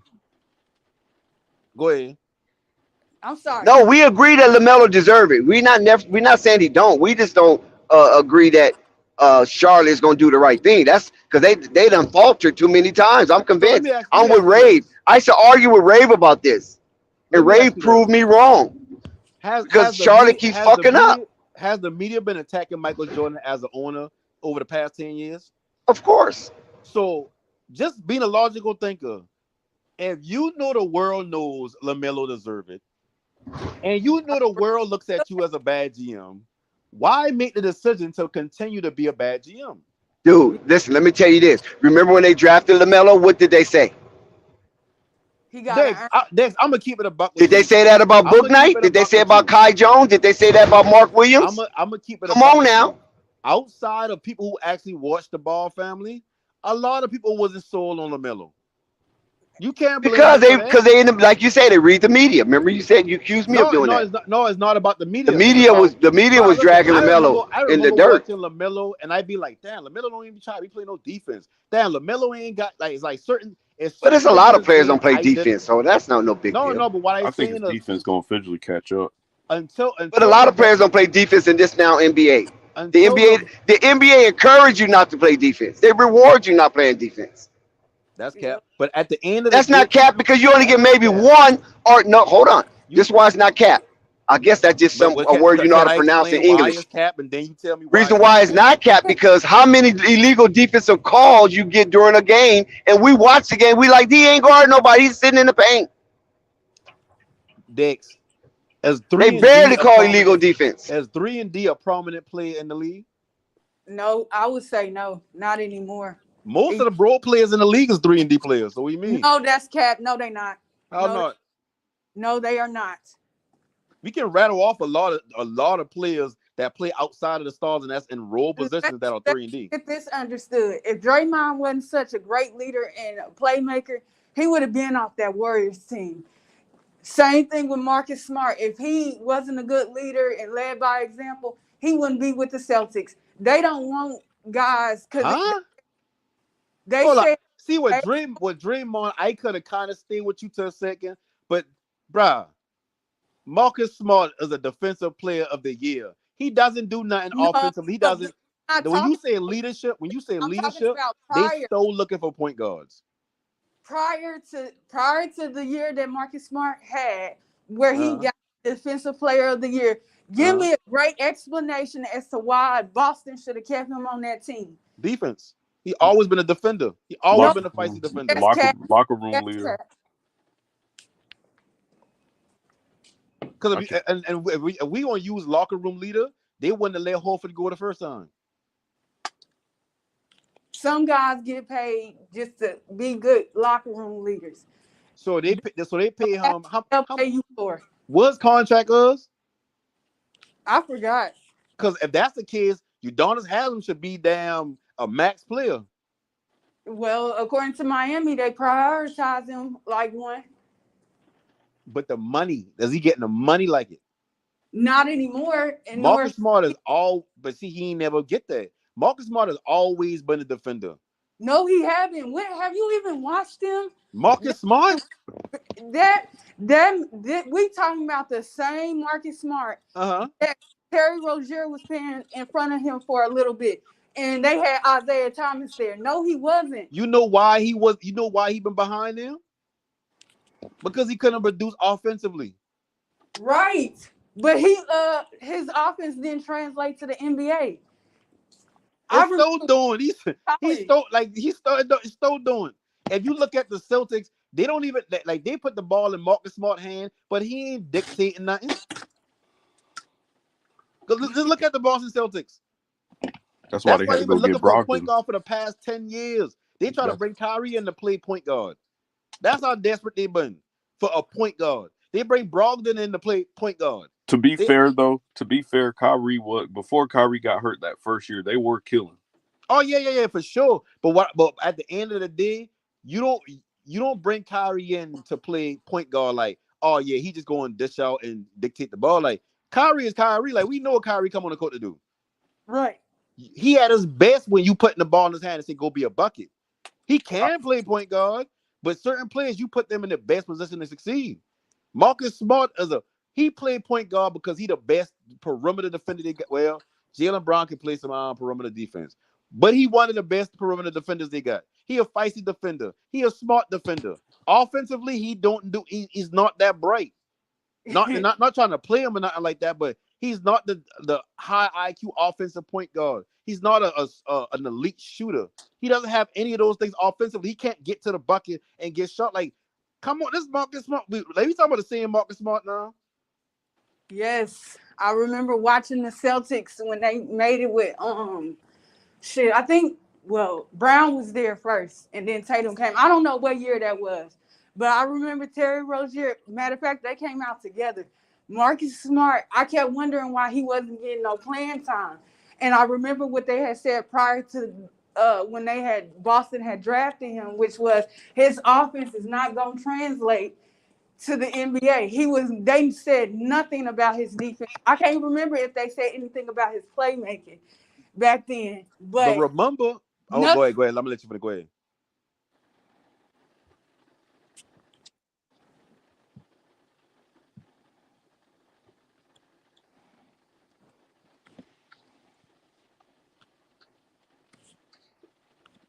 You saw that?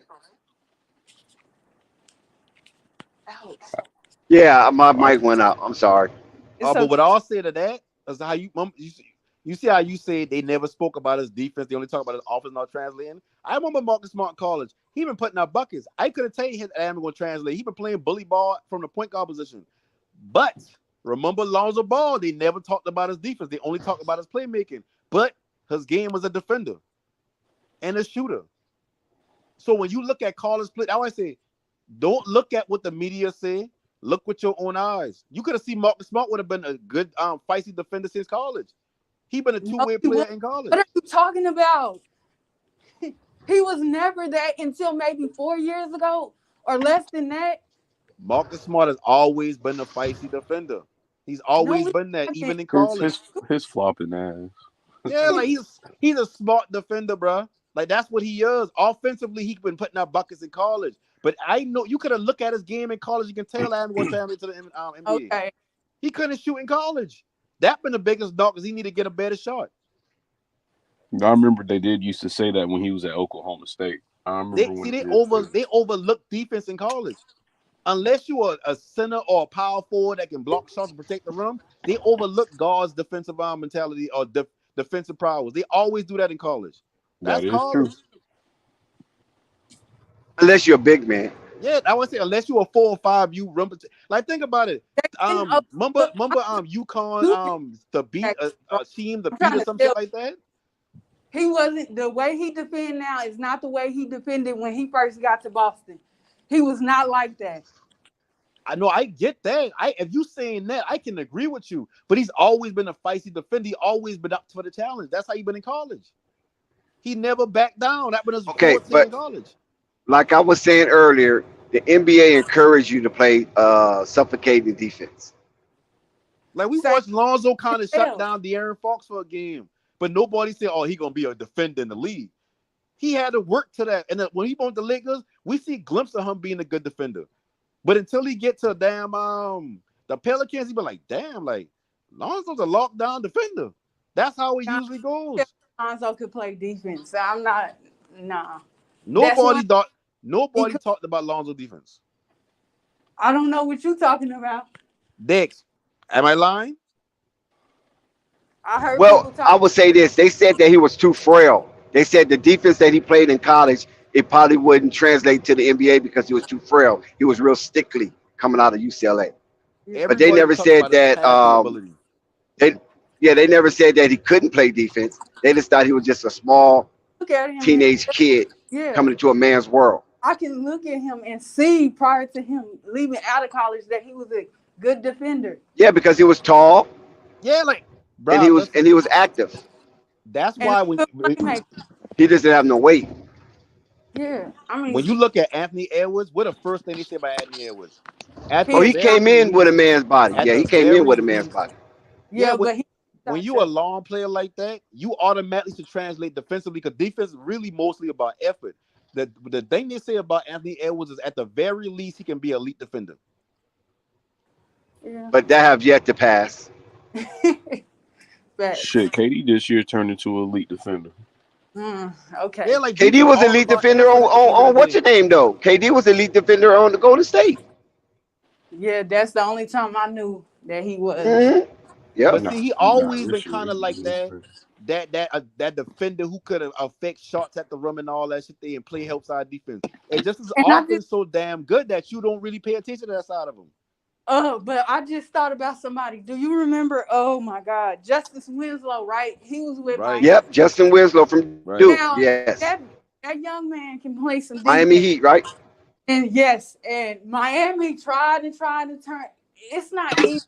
Defensive first guys come into the NBA and learn how to But play offense. I think Justice Winslow wanted to score for some reason. He got to Miami. He thought he could score.